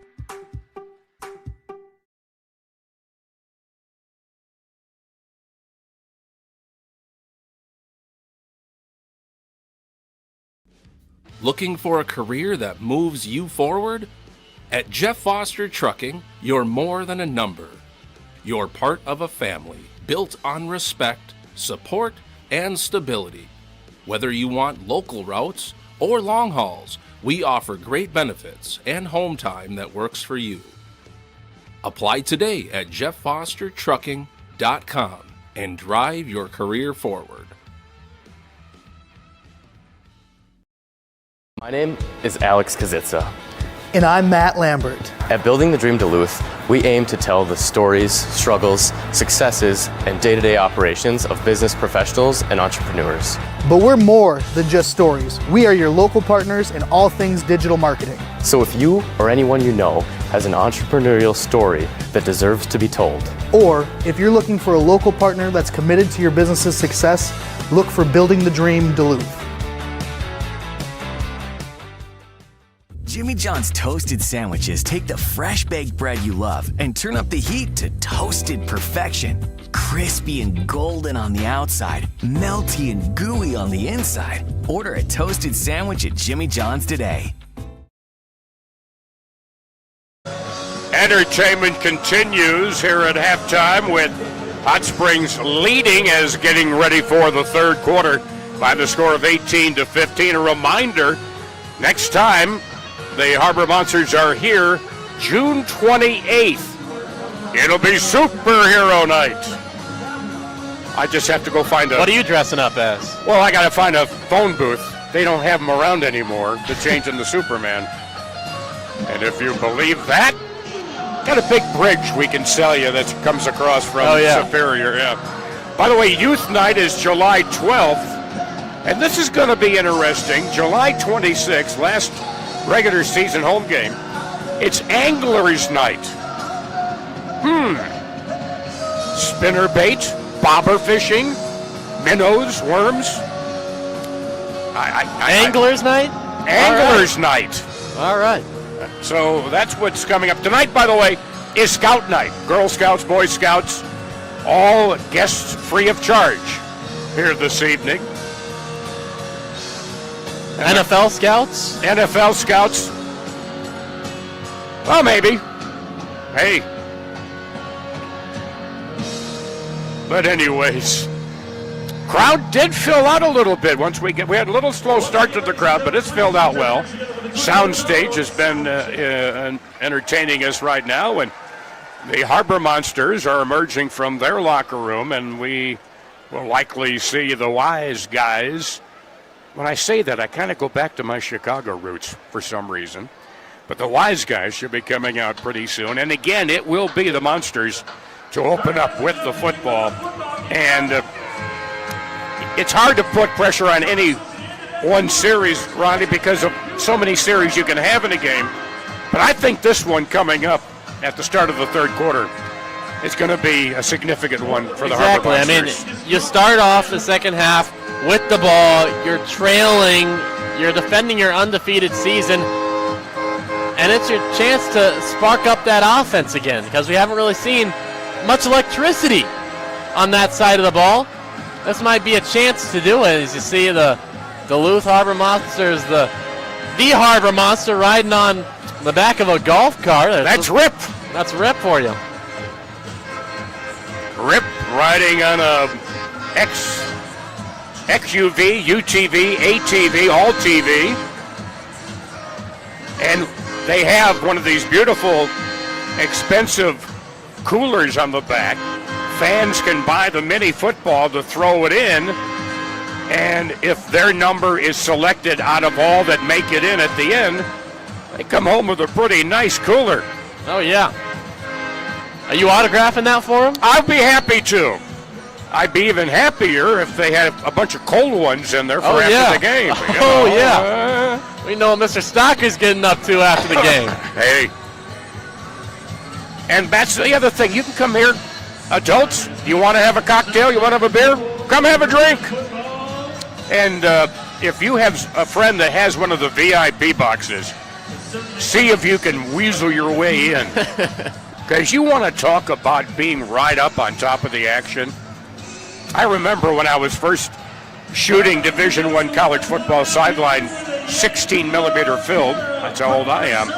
You don't realize how fast everything is until you're on that sideline, and you'll see the same here. And by the way, where are you going to be next week? Well, that's the big question. We don't know yet, Tom. Okay. We don't know yet. Well, I think this game may decide where we go next week, because we're going to the game of the week. So could be Eau Claire. A 3-0 Harbor Monsters team is a lot different than a 2-1 Harbor Monsters team. It just depends how the standings shake out, how this week's games play out. That'll be the new center of basketball for UW Eau Claire, right on the same road as their hockey rink. And that's where they're playing this year. And it's a beautiful, beautiful location. And I thought Eau Claire was a very knowledgeable team. Oh, it is. Happy Father's Day, everybody. Thank you, Craig. Well, no wonder. Big Daddy is here. Tom Hansen. Oh, yeah. Enjoy his work, believe me. So here come the Wise Guys. Already the Harbor Monsters are like We're at midfield. We're ready to receive the football. Duluth in return formation. It looks like the Wise guys are still up and stretching in that corner. By the way, one of the newest additions is now on the field defensively, Bo Chao Li. He is from Beijing, China. Fresh off the plane, too. Wearing number 33. Yeah, he's a big defensive lineman. We haven't seen him make much of an impact in the first half. He's been out there for a couple of snaps. He has some experience professionally in the Canadian Football League. Sam, you got big size in Samson Ty. You've got Lee. You've got Witt and Whitmore. You got some beef up there on that line, and I know that's a nickname of a team in another league. That's a team, you know. Omaha Beef. The Omaha Beef. You know who beat that team? Who? That was Michael Johnson. When he was the head coach of an Arena League team in an exhibition game that they didn't think had a chance. The Omaha Beef hadn't lost in so long. Michael Johnson comes along, smokes them on their home turf, and kind of knocks down the rep a little bit of that league and comes over to the Arena League. Yep. The defensive coordinator, interim head coach tonight. We'll see Tony O'Neill back on the sidelines when they head down to Eau Claire next week. We'll have that on radio, 650 on WEBC, NorthlandFan.com, 106.5 FM, and 560 AM in the Twin Ports of Duluth Superior. All right, here we go. The throw from the end zone to our left, and that is Crockett.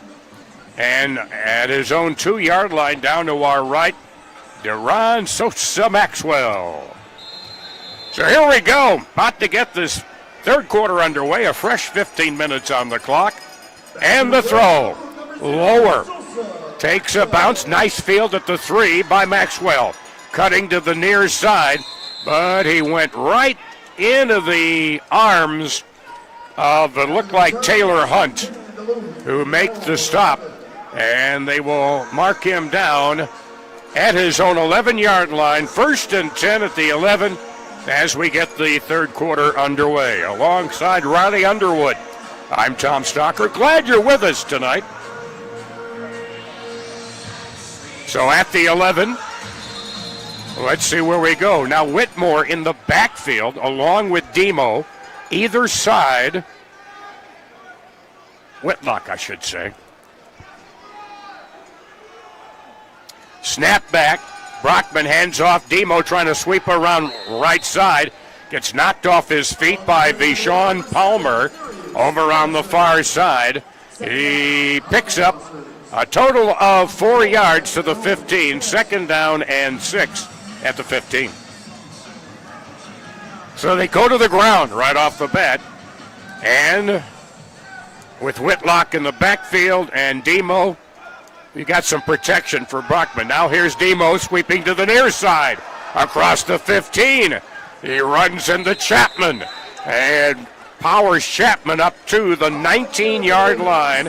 A pickup of 4. It'll be 3rd down, 2 yards to go. Hot Springs has been tackling pretty fundamentally. These look like those hurt. Full house backfield, straight to Brockman, runs straight ahead, fumbles the ball, recovered by Primes, and he is tackled on the Harbor side of midfield. Brockman with the fumble. How about that to start off a drive? We said we needed a spark out of the Duluth offense, and then they turn it over, and Hot Springs takes possession. 1st and 10 at the positive 23-yard line of the Harbor Monsters. Well, you had the big beef in the backfield, Riley, but then he runs straight ahead. Doesn't have much blocking. Well, he ran ahead of the beef. The beef wasn't there blocking for him. Crockett tackled him from behind and poked that ball out. Primes recovers. Wise guy's a good position. Son's not the biggest guy out there either. No.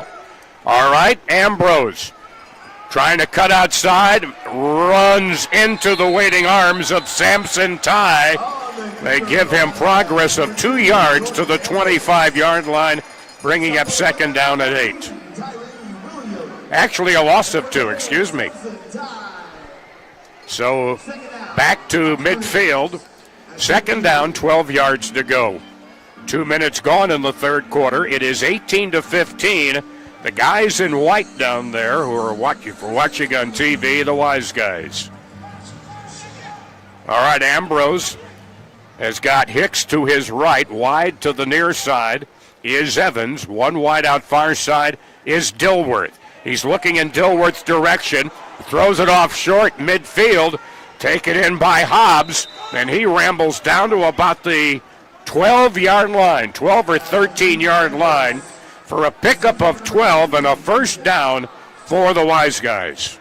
Well, either Jordan Grundy, the offensive lineman number 77 for the Wise guys, doesn't strap up his helmet very tight, or someone's getting up under there every time, because that's about the third time his helmet's popped off at the line. They do come in sizes, don't they? Yeah, I think they've advanced to that by now. I think they have. And now we got a penalty marker thrown before the snap of the football. Delay a game. Too much whining. So delay. And it puts the ball back at the 18-yard line. First down and 15 at the Harbor Monster 18. Positive 18-yard line. Jordan Ambrose. Quavon Hicks running back to his right. Wideouts left and right. Ambrose breaks one, and he fumbles the football. It's loose at midfield. Who's got it? Whitlock may think he has it. Whitlock's got it. Fumble recovery. Also, who's there with them? That is Maxwell. Maxwell comes away with it. So Maxwell with the strip sack pounces onto it. He said, I'll keep that ball. He spikes it, then grabs it, walks away with it to the bench. So it's now 1st and 10 in positive territory at the Wise Guys 24-yard line. Gang tackling paid off. Because really with Ambrose, that's how you got to corral him. All right, they're back to the formation they started this half. 2 big running backs back either side of Brockman. Handoff, Demo. He's got a lane, but is brought down from behind for a gain of a yard by Jamon Williams. Not much going on there. The Harbor Monsters need to find a reliable receiver to go to. No gain, 2nd and 10 at the 24-yard line of Hot Springs. 18-15. This game could be on pace for the lowest scoring of the Arena League game ever, the way it's going now. But that can change in this game in a hurry. All right, now they break that backfield up a little bit as Cromie in motion straight ahead, near side, wide out far side. Oh, my goodness. There's a helmet grab. Face mask called against Crockett. And you could see Brockman's head just snap back. Yeah, that was the old Kansas State-Nebraska no call, except this time they had no choice but to call it. Everyone in the building saw that one. Crockett can do nothing but tap himself on the chest. So yeah, I did that. So it'll go up 5 yards, even more, all the way down to the 12-yard line. So it's a 15-yard penalty, but half the distance, and it is 1st and 10 at the Wise Guys 12. Big opportunity there, and hopefully Hassan's okay, because his head just whipped right around. Demo in the backfield with him. Now slot man in motion near side is Couch. Back to throw, stepping away Brockman, throws, broken up. Looking for Couch at the goal line at the far boards. And reach around breakup by Vishon Palmer. And it's 2nd and 10 from the 12. Looked like Couch was the intended target ever since he was set in motion and got put into the slot position. Palmer was with him step by step on him like a blanket. which with our weather up here is not a bad thing. It's been a little cold for us even up here. I'll tell you, man, I got off the plane this morning and I got some shorts and a T-shirt on. That air hit me, man. Rowdy kept wondering where the frozen tundra was. Back to throw now, Brockman. I found it. Throws it off to Whitlock. Whit down to the 5-yard line, tripped up on the play by Palmer. Whitlock with it to the 6-yard line, a pickup of 6. 3rd down and 4 yards to go, but they're 6 yards away from pay dirt, trailing by 3. Oh, my goodness. And we have a little bit of illegal procedure. Jamal Couch in motion and missed on the snap count. It goes back to the 11-yard line. And it'll be 3rd down and 9 at the 11. Well, but again, you're 11 yards away. I mean, he was a little more than just in motion. He was in the end zone by and the ball hadn't even been snapped yet. I think he wanted to party with some of the VIPs outside the boards. Snap back, Brockman's got it, and he's got Demo blocking. Overthrows Whitlock wide open on the near side between the hash marks and the near boards. At the 5-yard line, it'll be 4th down and 9, and look what we got again, Rowdy, a 4th down. That pressure was applied by Shaq K. Robinson. Put a club to the head of Brockman after that throw. Didn't help at all. In motion, Cromie near side. Now back to throw. Brockman steps up, throws. Nearly picked off, broken up on a diving effort. Another big play by Vashon Palmer. And the ball goes over on downs, incomplete. Good thing for the team, he didn't intercept it, though. I think in his heart he was trying to. He almost had that one halted in. Vashon Palmer, after that collision into the wall with Jarve Flowers earlier in the game, boy, he showed up in a big way. He went airborne. He was horizontal to the ground. Ball is at their own 11 for the Wise Guys. 8.5 minutes to go in the 3rd quarter. 18-15 Hot Springs. 1, 2, 3, 4, 5, 2, 3. We only had 6 out there. Hurrying out there, Butler. From their own 11. 1st and 10. Man in motion near side. Big hole up the middle for Ambrose. This could be trouble. To the 10, to the 5. Touchdown. Big hole up the middle for Ambrose. A 39-yard run. Wow. About as easy as you could get it. Untouched. A massive hole created by the line and just takes it all the way, still on his 2 feet, prances into the end zone. Wow. He could have drove that XUV through that hole that they had at halftime. All right, they're going to go for 1. They lead now by 9, 24-15. Ambrose, who has been without a doubt the star of the show for them tonight, back to throw. Flushed out of the pocket, throws short to the 1. Gang tackled is Hicks. Hicks trying to, and the fumble. Ball comes away with it. All the way, Tyree Williams. Let's see if the play stands up. It would be a 2-pointer. Let's see if the play stands up. It was Hicks on 3rd, 4th, maybe 5th or 6th effort, plus a few tush pushes from behind. It was Williams. Boy, Tyree Williams just came out of nowhere with that ball. Let's see on this instant replay. It was a big pile up at the 1-yard line. Pretty much everyone in on it and just ripped away. Yeah, that ball's going the other way. That's good for 2 points. Big block by Samson Ty. He really seemed to shut off the play by Hicks at the goal line. Did not let him get penetration. Ty does the little things. I mean, I know on the stat sheet he has 2 interceptions on the year, which is huge for a defensive lineman.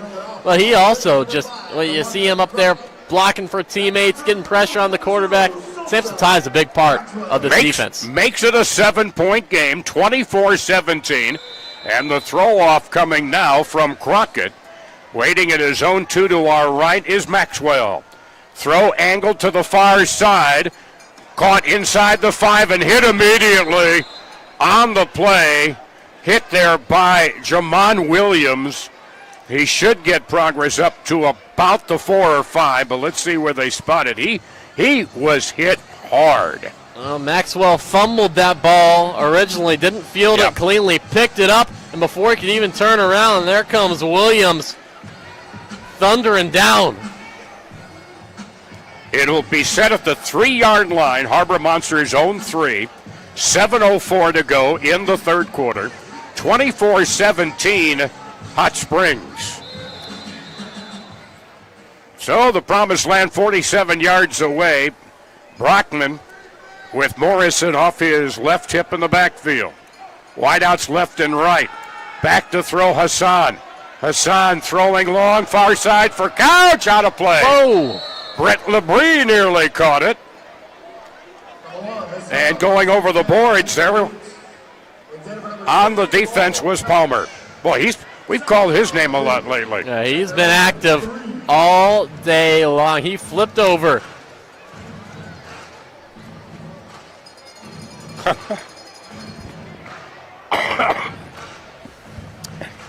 One of our finest from Duluth in the middle of all that. Christie, yeah.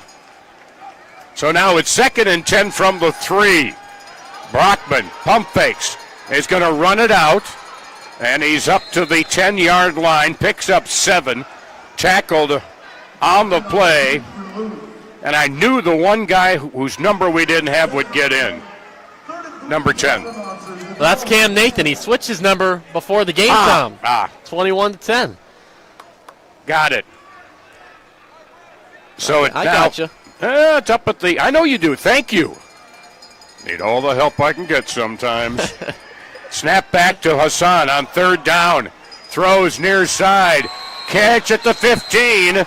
Catch made by Marcus Sessoms. Haven't called his name much this evening.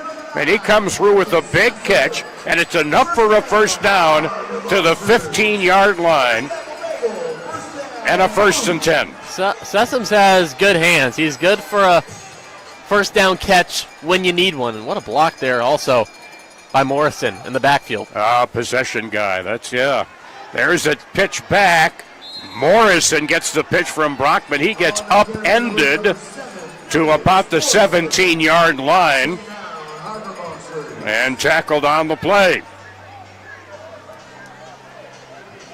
A pickup only a couple of yards to the 17. 2nd down and 8 from the 17-yard line.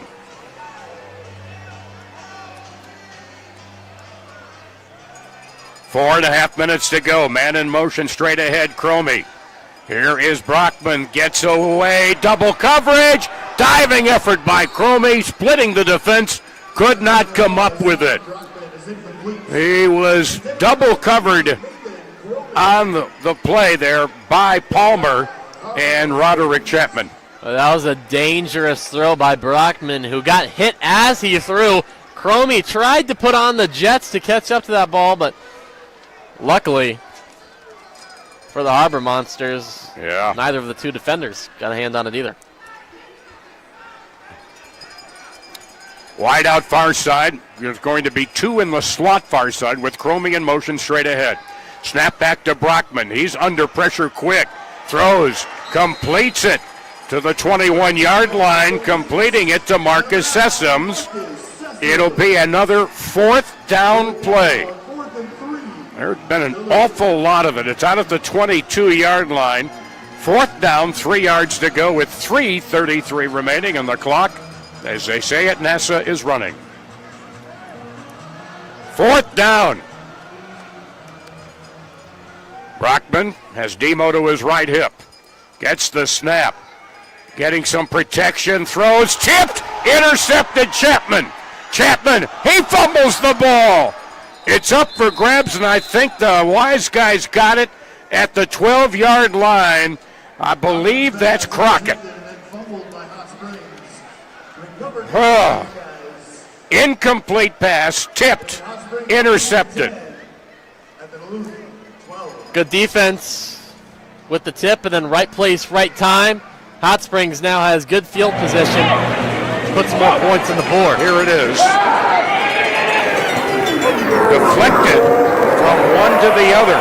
Deflected from Crockett to Chapman. And then he fumbles, and the battle is on for the ball. 1st and 10 now. 3 minutes to go, third quarter, at the Harbor Monster 12-yard line. Man in motion, Evans. Trying to pick his way through traffic is Ambrose, corralled by Dante Mason. And they give Ambrose progress to the 10. He picks up 2, 2nd and 8 coming up. Key turning point in the game here, Riley, isn't it? That sure is. I also have to mention, that interception-less streak by Hassan Brockman, well, it's now over. Yep. His first of the year from the 10 of the Harbor Monsters, 2nd and 8, Wise Guys. Ambrose sends a man in motion. That's Dilworth. Rolling to the near side, directing traffic in the end zone. Throws across his body, leaping catch outside the end zone, and diving into the end zone, Terrell Brown. But a penalty marker is down back at the 10-yard line. Man, those moves look like Michael Jackson after in the end zone trying to replicate those. Diagonal pass, yeah. Yeah, diagonal pass. And okay. Past the line of scrimmage. Loss of down. 3rd down.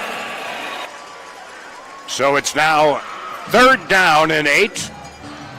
And the ball goes back to the 14-yard line of the Harbor Monsters. 3rd and 8, loss of down for the illegal forward pass.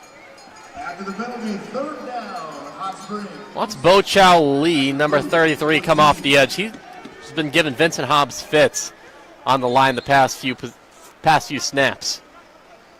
He's a load. He is, of course, the newcomer out of Beijing, China. Well, it's not 3rd and 8, Tom. Let's go back here. It's 3rd and 12. 3rd and 12 from the 14-yard line.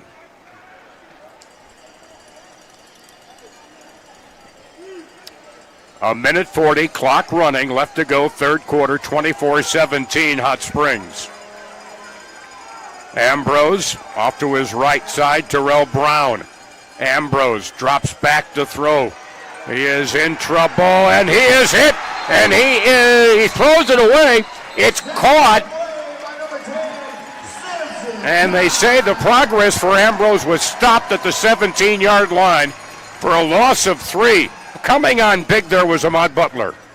Samson Ty gets credit for the sack. Big-time players make big-time plays, fourth down. Samson Ty's been a great addition to this defense this whole season. Ball is at the 18. Loss of 4. It's 4th and 16. 4th and 16. They would need to get the ball to the 1 for a fresh set of downs. And we've got an offsides. Who came in early? It may have been Sampson. Sampson may have come in. Well, let's see. I think you're right.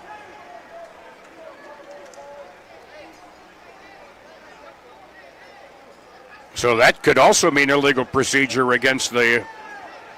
It's going to be offsides. You've got 2 linesmen now. They have 2 linesmen now on the crew. Offside. Defense number 21. 5-yard penalty. 4th down. So it changes from 4th and 16 to 4th and 11 at the 13-yard line. 4th down and 11. And we're inside of a minute. We're about to dive into the fourth quarter, folks. A 7-point football game. 24-17. Bad snap. Picked up by Ambrose. Breaks 1. Can't break Samson Ty. Dumps it off near side. Dumps it off to Brown. and he got hammered. Ahmad Butler, man, he came in like a missile. So it'll go over on downs, folks. Harbor Monsters get it back. The defense comes through big time here with the assist of a couple of penalties. Illegal forward pass costing him a down. And, of course, the Harbor Monsters offsides as well. But it's 1st and 10 Monsters at their own 8-yard line. Just 18.3 seconds remaining. Time for one, maybe two plays at most before we go to the fourth quarter. They start the clock. Quick pass near side to Couch. Tried to cut to the middle, and he's brought down at the 7-yard line for a loss of This is the a end yard. of the third quarter. And he's tackled by Williams, and that is the end of quarter number 3. 1 quarter to go, and the Harbor Monsters head into that quarter down by 7, 24-17. Back with the fourth quarter after we take this timeout.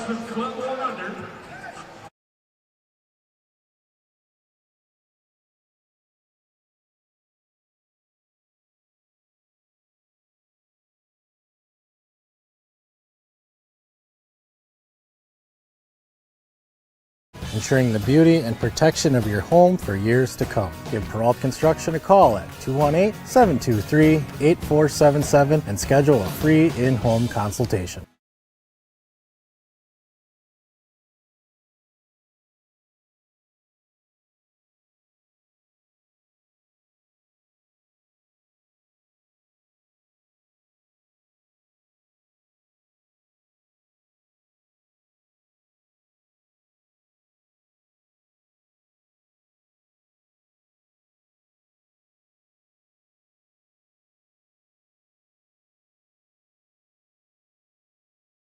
Your table is waiting at Barker's Waterfront Grill. Enjoy fine drinks and great cuisine in our lounge or out on the patio with great views of the marina. Sink your teeth into baby back ribs with our Thursday night special. Friday night, enjoy all the fish you can eat. Saturday night, prime rib is queen. Starting May 29th, join us for live music every Thursday from 5 to 7 with Tom Cockett. Great view and dining at Barker's Waterfront Grill. Summer's just around the corner. Hold fast, we got you covered. Earth Rider Beer.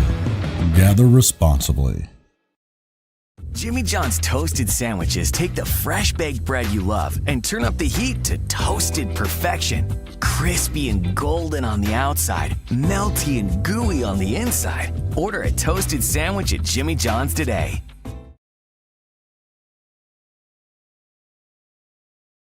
Down to 15 minutes left in this one. Harbor Monsters facing 2nd and 10 at their own 8-yard line, along with Riley Underwood. I'm Tom Stocker. And it's, in terms of the fourth quarter, it's now or never.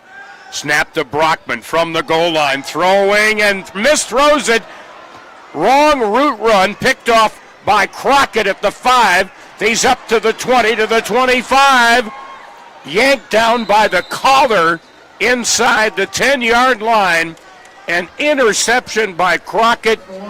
Looked like Couch was running the wrong route, or somebody was doing something. Just a miscommunication, really, and DeWandre Crockett took complete advantage of it. Brockman was going to unload the deep ball, trying to go to the end zone. Couch just didn't know where the ball was. Crockett comes up with it, trying to find some room, and does, and finally gets pulled down by the jersey. He's going to need a new one after that one, because that horse collar tackle completely awful ripped close the to the nameplate horse off. collar. All right, the ball is at the 9-yard line. 1st and goal from the 9. Ambrose. Brown off his left hip. Ambrose rambling, upended. He falls forward to about the 5. Tackled on the play, and needing a little help getting up was Dante Mason. He gets to the 6. He picks up 3. 2nd down and goal from the Harbor Monster. Your Harbor Monsters. First minute of play in the fourth quarter.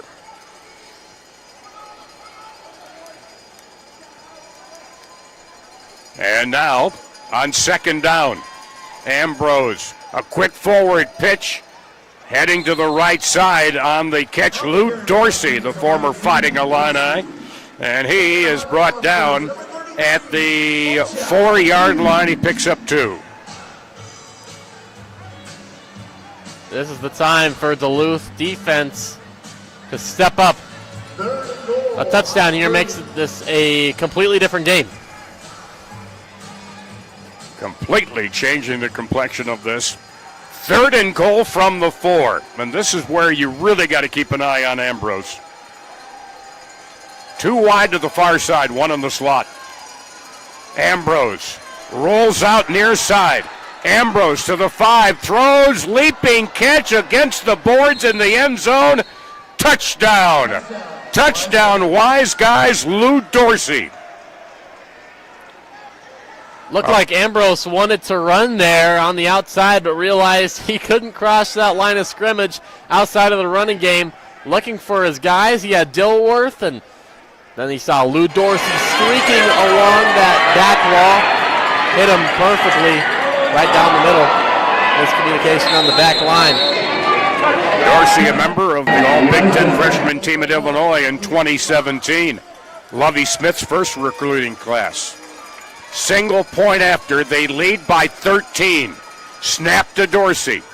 Dorsey wants to throw, breaks a tackle, throws, caught in the back of the end zone by Dilworth for the point. The conversion is good on the catch by Aaron Dilworth. And so 12-13 to go fourth quarter. The Harbor Monsters in trouble, trailing 31-14. My, oh my. Wow. Energy's gone down a little bit in the deck here in Duluth, Minnesota after that score. I wouldn't expect the Harbor Monsters to roll over, though. This is a team that's coming off an Arena Mania championship. 2 turnovers, though, towards the end of the third quarter and here in the fourth, have come home to roost like the Swallows to Capistrano. 12-13 remaining. There's time. This is arena football. There's time. Oodles of time. However, they've got to get things mistake-free. So here comes the throw from right to left. Crockett throwing, and Maxwell awaiting down to our left. The throw, low, takes a high bounce at the 3. Along the far boards, breaking free. He's going to go all the way. DeRon Maxwell breaks free. Now, the Wise Guys are saying he's down at the 20-yard line. That'll be reviewed. About a 47-yard return if it stands up. And that changes things in a hurry. It sure does. When you thought the Wise Guys had all the momentum, here comes Sosa Maxwell, stutter step, take it to the house, young man, all the way, and the fans love it. They love Sosa, that's what they say. The ruling on the field is a touchdown. This play has been challenged by Hot Springs. There will be a replay review. Well, they're going to replay it, and I think we should take a replay look as well, which we will once they get it all queued up. Here we go. We keep an eye at about the 20-yard line. He has it. I don't think that's a tackle. He was not put into the boards firmly. You can touch the boards. You can touch the Yeah, boards. oh yeah, you're not out of bounds. Right. Boards are in bounds. I think that's going to stand because you got to remember what the call on the field was. I don't think there's enough video there to overturn it. And that's huge. After replay review, the touchdown stands. And that's met with thunderous applause here at the deck tonight. The crowd lately has not had a lot to cheer about.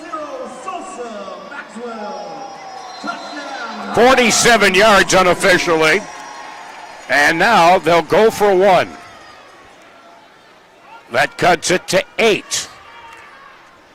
There is Brockman. Rolling near side, throws high, leaping catch, Couch. Couch against the end boards. It's good.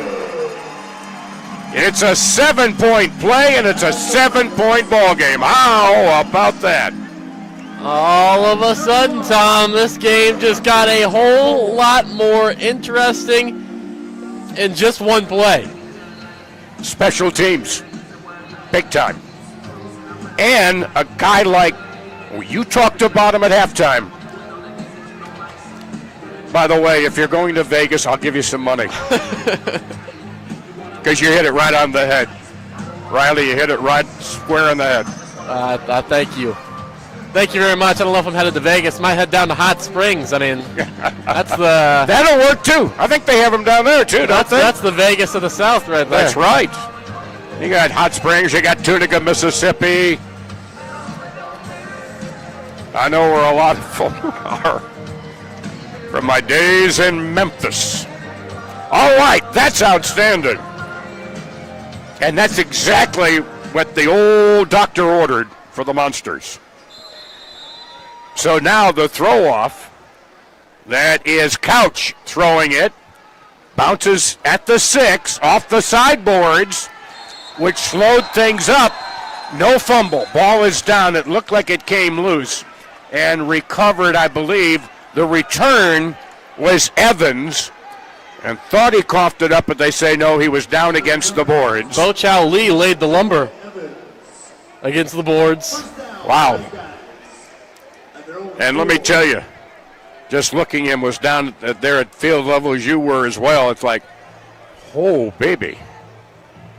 What are they doing over in China? Wow. Mr. Lee. So it'll be at the Wise Guys 4, first down and 10, and suddenly that clock, with 11 minutes to go, has got a lot of time on it in a 7-point game. All right. Ambrose, a yard deep in the end zone, gets the snap, wants to run up the middle, breaks away to the 5, to the 10, to the 15, veers to the near side. He goes down. He loses a helmet.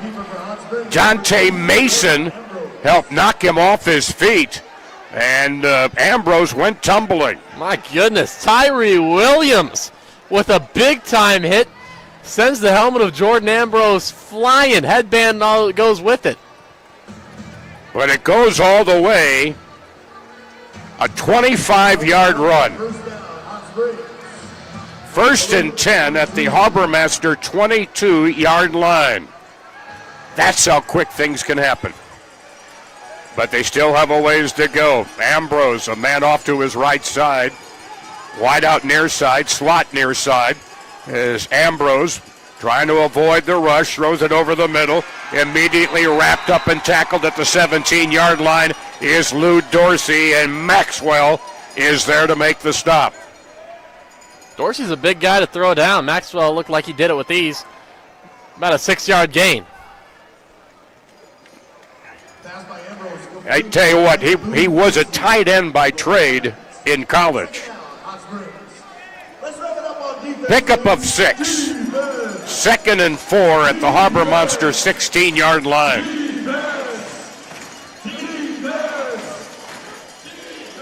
Ambrose getting pressure, but he runs away from the pressure to open space to the 10, to the 5.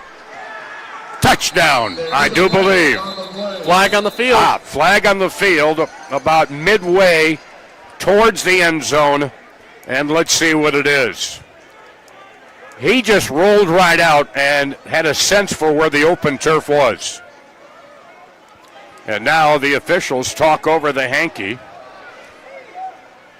And Wise Guys are all signaling touchdown. Let's listen to Josh Thoreau. The quarterback, number 2, was outside the run lane. That's a 10-yard penalty, replay second down. He was outside the running lane.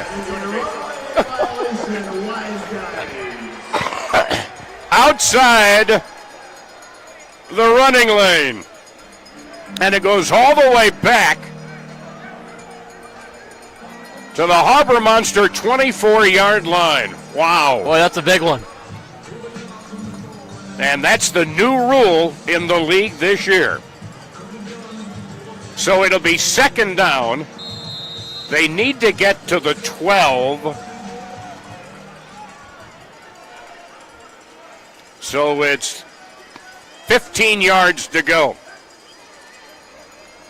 Back to throw, and getting sacked on the play. Whitlock there. And the first to get to him, Ahmad Butler, for a loss on the play. And they're going to spot him back at the 20-yard line for a loss of 4, bringing up third down, 19 yards to go. And Tom, 2 plays ago, we thought Ambrose had just trotted his way to increase it to a 2-score lead.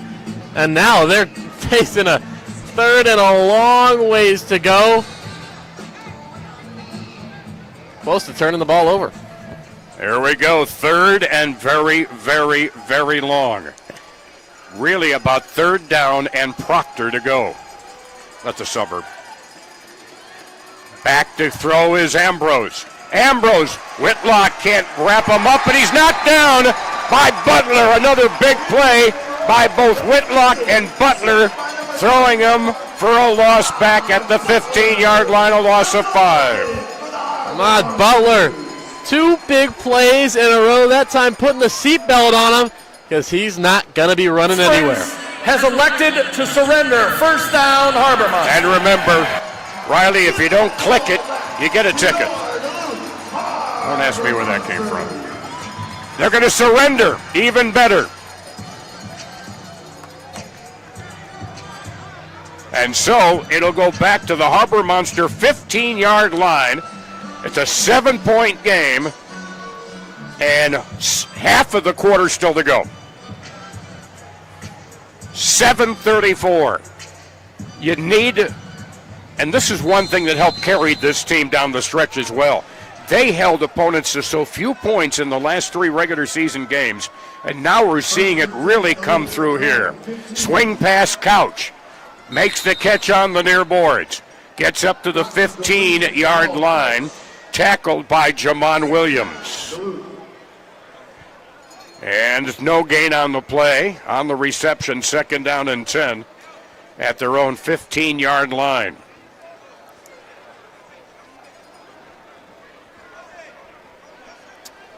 And so, let's see.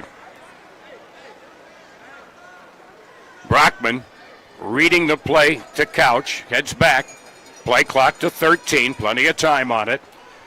Demo to the left of Brockman. Back to throw. He's got time. Now is flushed out of the pocket and caught from behind and thrown down rather unceremoniously by Crockett. Loss back to the 12, a loss of 3. And it'll be third down, 13 at their own 12-yard line. Both defenses are starting to really stiffen up here. Have to in a time like this. Crockett came running down the backside from his cornerback spot to make the hit on Brockman. All right, 6:05 remaining. Play clock down to 5. They get the snap up. Brockman in trouble. Dropped at the 1-yard line. Crockett again. Also pressure by Taylor Hunt.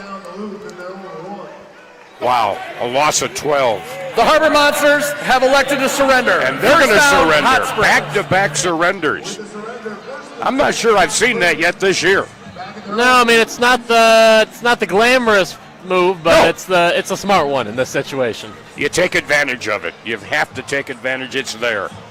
Since we don't have the real punt, that's what you got to do. And so it'll go now to the Wise Guys 15 on the surrender.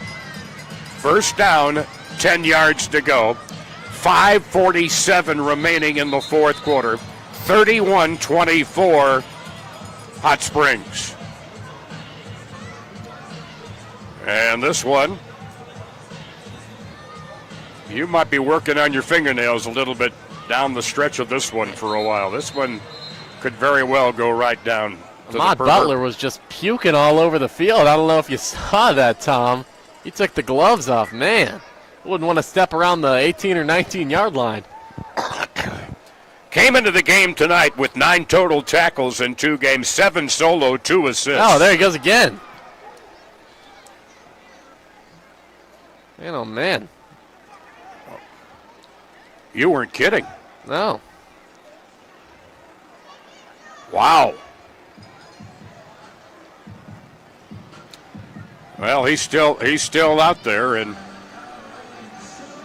we're going to have maybe call, and maybe we can get a janitorial service as a new advertising It looks sponsor. like it. I don't know what she's about to do to make that go away, but we can see it. We can see it from the booth, Tom. Oh, no. Beginning to remind. Oh, no. It's beginning to remind me of the replacements when the one lineman ate all the The hard-boiled game is stopped eggs. for some field maintenance. We'll be back here shortly. Field maintenance. Now there is something you never see every day. Here you go. Field maintenance. Yeah. But you remember the replacements when the Japanese lineman ate all the hard-boiled eggs, and all of a sudden he starts tossing cookies, and then the huddle moves simultaneously away from the spot of the foul, shall we say. Well, Tom, I've never seen it, so I don't get the reference, but I can get the picture. I feel like I just saw it in real life. Watch it when you get a chance. The replacements. I don't know if I want to after seeing that. Well, that's not the only thing. It does have a very nice female lead in Brooke Langdon. Wish I knew who that was, Tom. Wish I knew who that was. Well, don't worry about it. I think that was her big starring role anyways. And Keanu Reeves as the replacement quarterback. Oh, I know Keanu Reeves. Yeah. Thank God, folks, he knew one of them. I don't feel so bad. I'm just kidding. I am just kidding. Well. I wouldn't want to have that job. Man. Scooping it up like a dog or something. It would also help learning how to clean that up if you ever owned a cat. They throw up a lot. They do, honestly. You got one, Tom? Oh, yes, we do. We've had 5 over the years. Man. Not all together.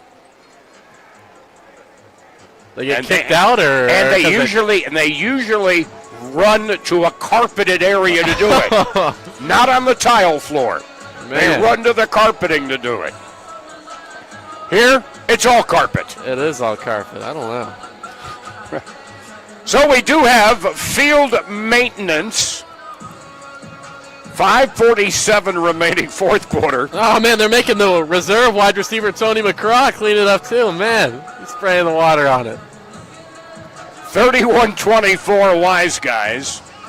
It'll be 1st and 10 for Hot Springs at their own 15-yard line this after the Harbor Monsters had surrendered on 4th down. This still is a low-scoring game for this league. All right, Ambrose and a big circular man in motion, Evans, running straight ahead to the 15-yard line on the play. On the run there was Hobbs, but he picks up no gain, 2nd and 10.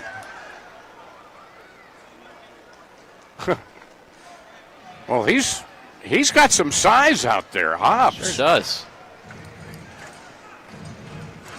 You know, some of these guys, it gets tough to put both arms around.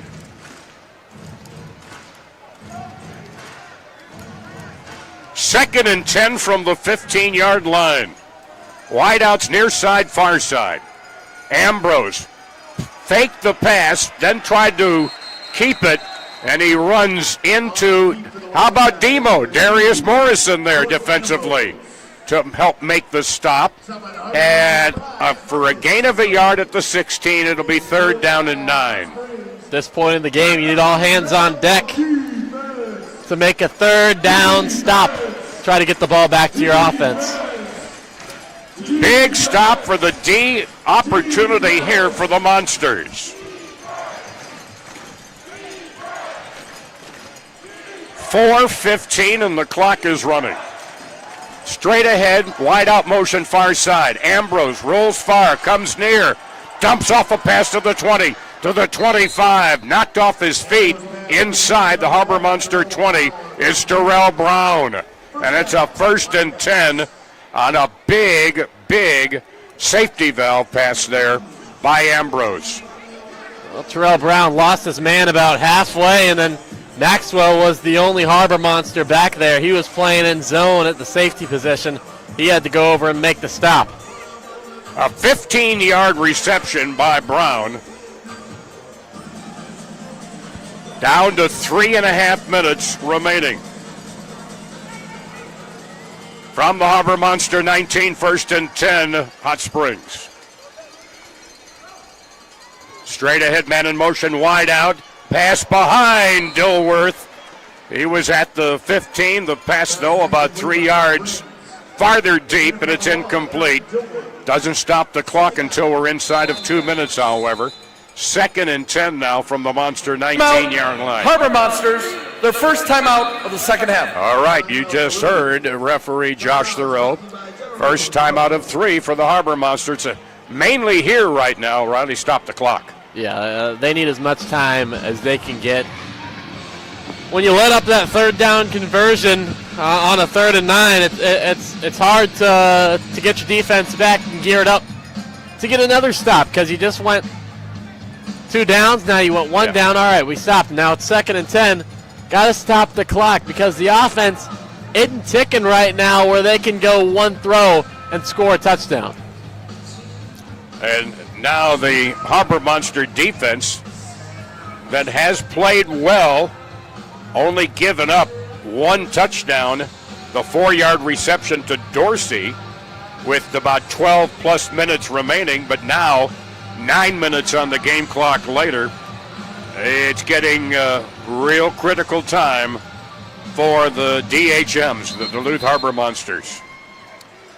2nd and 10 from the Monster 19-yard line for Jordan Ambrose. A running back off to his near side. Straight ahead, wide receiver in motion, that's Brown. Ambrose tried to run, gets wrapped up, throws it, and they're going to say he's down. Progress was down. He was hit first by Tyree Williams and then wrapped up by Maxwell. They're going to say a loss of 3 yards to the 22-yard line. 3rd down and 13. Harbor Monsters, their take second timeout of the second half. Their second timeout to stop the clock with 2:44 remaining. Monsters trailing 31-24. And this is where clock management really becomes crucial. Well, these 2 timeouts back-to-back, Duluth putting all their chips on this drive being a defensive stop. Right now, in good position, 3rd down and 13 for the Wise Guys, but we've seen 3rd down conversions before. In fact, just a set of downs earlier.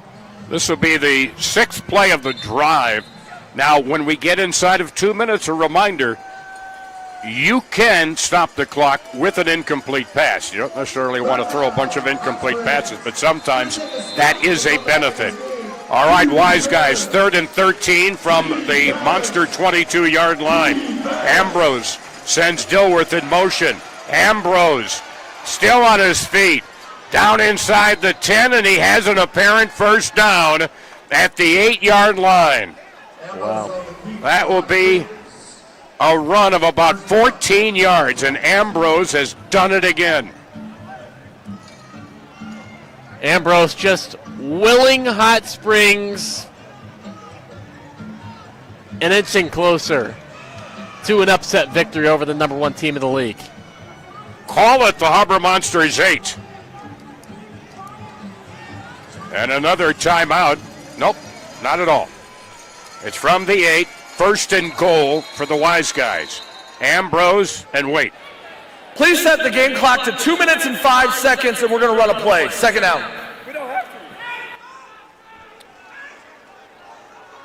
All right, that announcement from referee Josh Thoreau. By the way, his linemen are Zach Gustafson, Kevin Hillman. Tom Schiller is also on the line. The back judge, Kevin Hillman. Sky judge is clock will Billy start Tuss. on the snap. So after this play, we will have our 2-minute warning.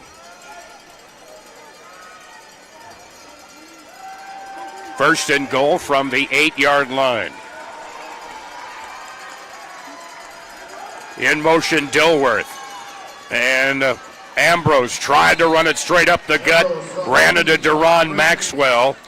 No gain on the play. It'll be 2nd and 10, and we will keep it here. It is the 2-minute warning here at the deck. A reminder on our radio listeners and the Twin Ports, it is WEBC 106.5 FM, 560 AM, Duluth Superior. Also our viewers on My 9, on fanclub.com, and on the Arena League YouTube.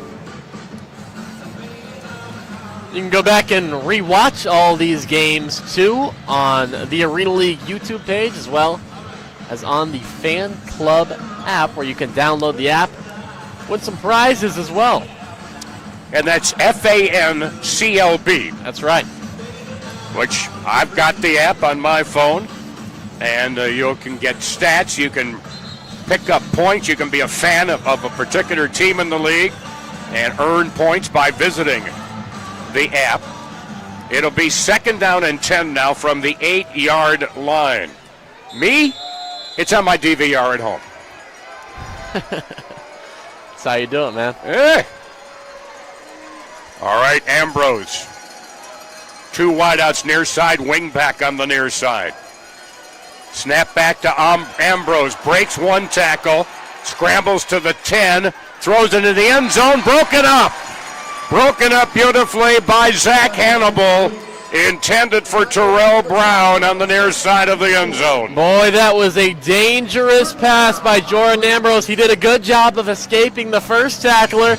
He's about to run, then he sees an opportunity. Maybe he can lob it up to his receiver. Hannibal gets a hand up easily. Could have been a turnover, just in better position, but good job by Zach Hannibal to bat that ball away. Now the Wise Guys. Timeout, Hot Springs. Their first timeout of the second half. All right, they're going to take a timeout.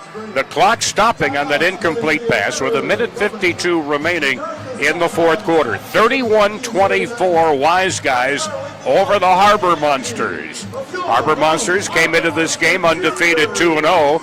Wise Guys 1-1 with a win over fellow expansion team Eau Claire that lost last week to the Iowa Woo in Waterloo. Harbor Monsters will be at Eau Claire for their first meeting with the Axemen. We'll have it on radio in Duluth Superior at 6:50 next Saturday night. Hot Springs is going to play Ozarks at home, and well, they have a fun running back to watch in Brandon Mackey. He had 6 touchdowns on the ground last game, including one that got him on Sports Center.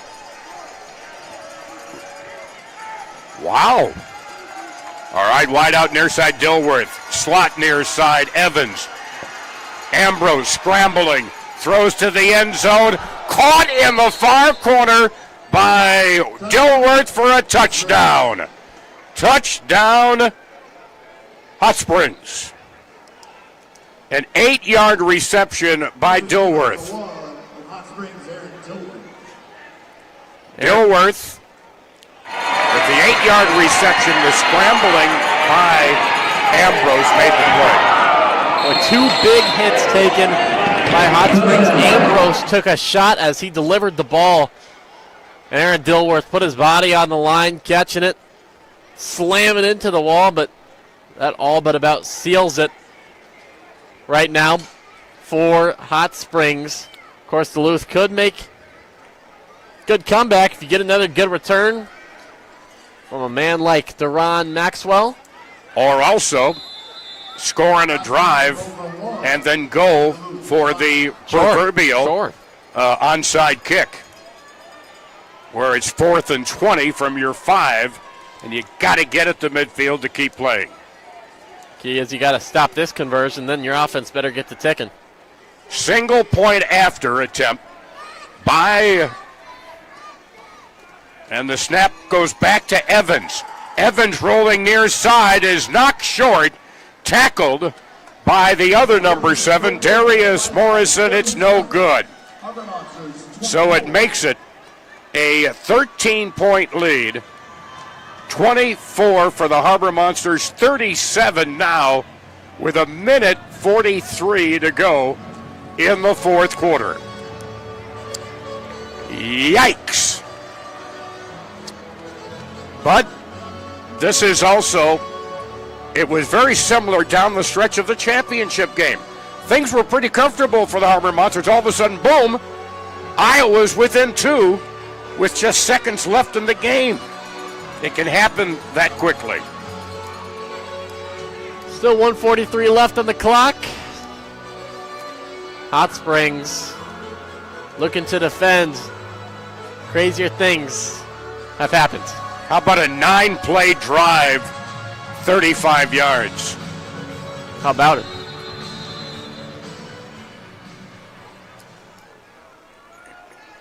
So now the throw by Crockett. Maxwell from the 4 to the 10 to the 15 to the near side. Knocked into the boards at the 20-yard line of Hot Springs by Crockett. DeWandrick Crockett saving a touchdown there. Boy, Maxwell almost broke another one, and he sure provided the spark when you need one. I mean, you can't ask for a much better return than that. Now you got 20 yards. That's all you need to get a score quick if you're Duluth. So wideouts, Cromie to the near side, Couch to the far side. Snap back to Brockman. Fake the pass to Morrison. Throws it into the end zone. Touchdown! Touchdown, Harbor Monsters! Touchdown, Jamal Couch! With 1:29 to go. Holy smokes!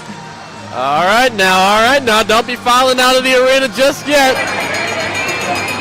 We might have a game on our hands if you can score like that in one play. Where's that been? All day for Duluth. Jamal Couch is second receiving touchdown on the day. So now they're going to go for the single point after from the 5-yard line. Brockman gets it. Brockman directing traffic outside the 10. Plenty of time. Throws to the end. Caught! Demo! Darius Morrison. And it's a 6-point game. How about that? Hey, I know that touchdown was caught by Darius Morrison and thrown by Hassan Brockman. Give that touchdown to the O-lineman Kyle Lester, holding up that block for so long. I mean, Brockman the Arena League had plenty of time to do whatever he wanted. We don't have onside kicks. Our version is a 4th and 20 from the 5-yard line. Here we go. If they gain the first down, they'll retain possession. If they do not get the first down, Hot Springs will get the ball back. It's also an untimed play. So the ball is placed at the Harbor Monster 5. I remember the first time we saw it, it was Ozarks, and they were on the road. We're doing the game in a production studio, and we're going, wait a minute, Ozarks just scored, and they're getting the ball back.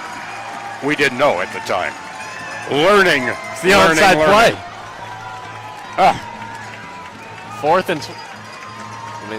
and 20. Right. You just converted a 20-yard play. How about do it again? Run it again.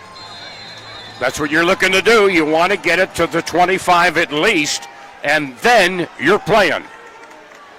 1st and 20 from the 5, or 4th and 20 from the 5. Brockman throwing long. Cromie's got it. He's down at the 5-yard line. His first catch of the night. Welcome back, Nathan Cromie. Fans love number 19. What a clutch throw and what a clutch catch. All of a sudden, Duluth, with 2 plays, is back in this ball game. First and goal from the 5. Still a minute 29 to go. No time went off the clock. All right, they've started the play clock down to 13. Handoff, Morrison cuts back, driving to the 1. Is he in? No, he's at the 1. Second down, Harbor Monsters at the 1. Demo to the 1 yard line, picks up 4. Second and goal from the 1. Snap to Brockman, looking far corner, directing traffic. In the end zone. Intercepted it may go all the way. Intercepted by Deshaun Palmer, who takes the interception more than 50 yards. And that is a punch in the gut. My goodness, Deshaun Palmer, what a way to show up late in the game. We've called his name so many times. And Hassan Brockman, it's okay to throw it away. You don't have to. He forced it. He forced the pass. We watch on replay. He's directing traffic. Now he's throwing from his heels. 2 potential receivers have fallen down. I mean, and that's just questionable. You're at the 1 yard line. Second down. Run the ball. Spike it. If I spike it, it would have been better than that. Exactly. Yeah. But you want to know something that I've learned in all these years? What have you learned? The game is so easy up here. Oh, I mean, yeah. It's so easy up here. Armchair Coach of the Year. And I've got more than a couple of lazy boys in my background. Oh, yeah? The golden lazy boy? Oh, baby. Armchair quarterback. All right, they're going to go for 1. Snap to Ambrose. Lobs to the end zone, no good. But it's a 12-point lead. 43-31. 41.7 seconds remaining. Wow, that just sucks all the air out of the deck here this evening. And I know there are watchers, viewers down in Hot Springs that are dancing in the aisles. Man. Because this would be, without a doubt, for that new team, a signature victory. Certainly would be. I mean, wow. That was all but going to a tie. I mean, yeah. It was about 37-31. Duluth had the ball. Or maybe a 1-point victory. Sure. Yeah. Well, we would hope so, as our producer tells us in the headsets. Kind of similar to what happened with the game at St. Joe. Sure. Yep. Except they converted that late. They converted touchdown. Just needed the 1-point conversion to tie it. And stopped the Goats. Oh, brother. Brother. Huh. So, there'll be the throw-off from right to left. Crockett will throw it. And can Deron Maxwell pull off another miracle? He certainly can, but sometimes you just run out of miracles. He takes it on the fly at the 3 to the 10, hurdles his own man, trying to get outside, and is brought down by Taylor Hunt at the 11-yard line. And it'll be 1st and 10 with 37.4 seconds remaining at the Harbor Monster 12-yard line.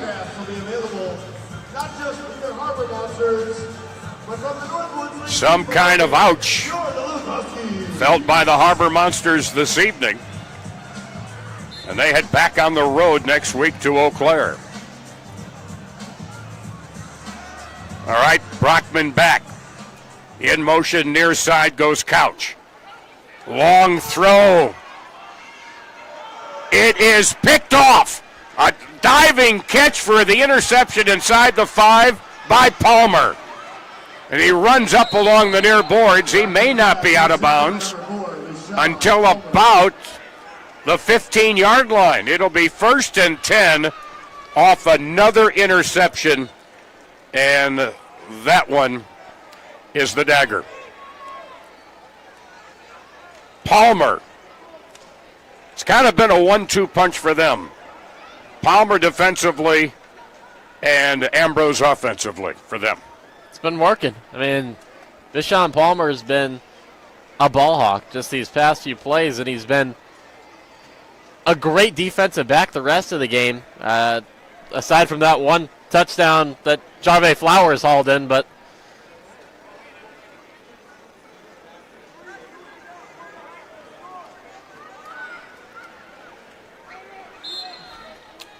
all right, it's 1st and 10 for the Wise Guys from the 20, and they take a knee.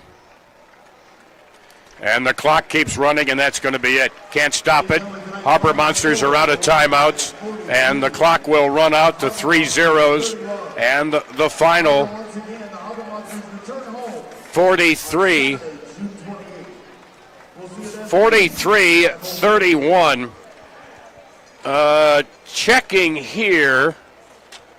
Harbor Monsters in the second half with 1, 2, 3 interceptions.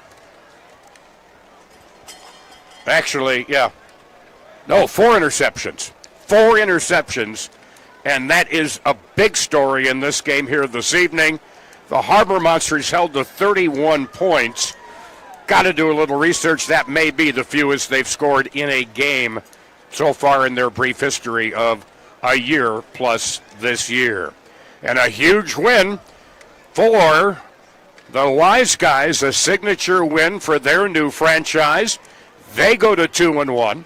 Harbor Monsters fall to 2-1 with the loss here, heading to Eau Claire next week. A tough night tonight for the Harbor Monsters, a big night for the Wise Guys from Hot Springs. It'll be a happy bus ride home for them. We'll be back and wrap it up with the postgame show after this brief timeout here on Harbor Monster Radio TV.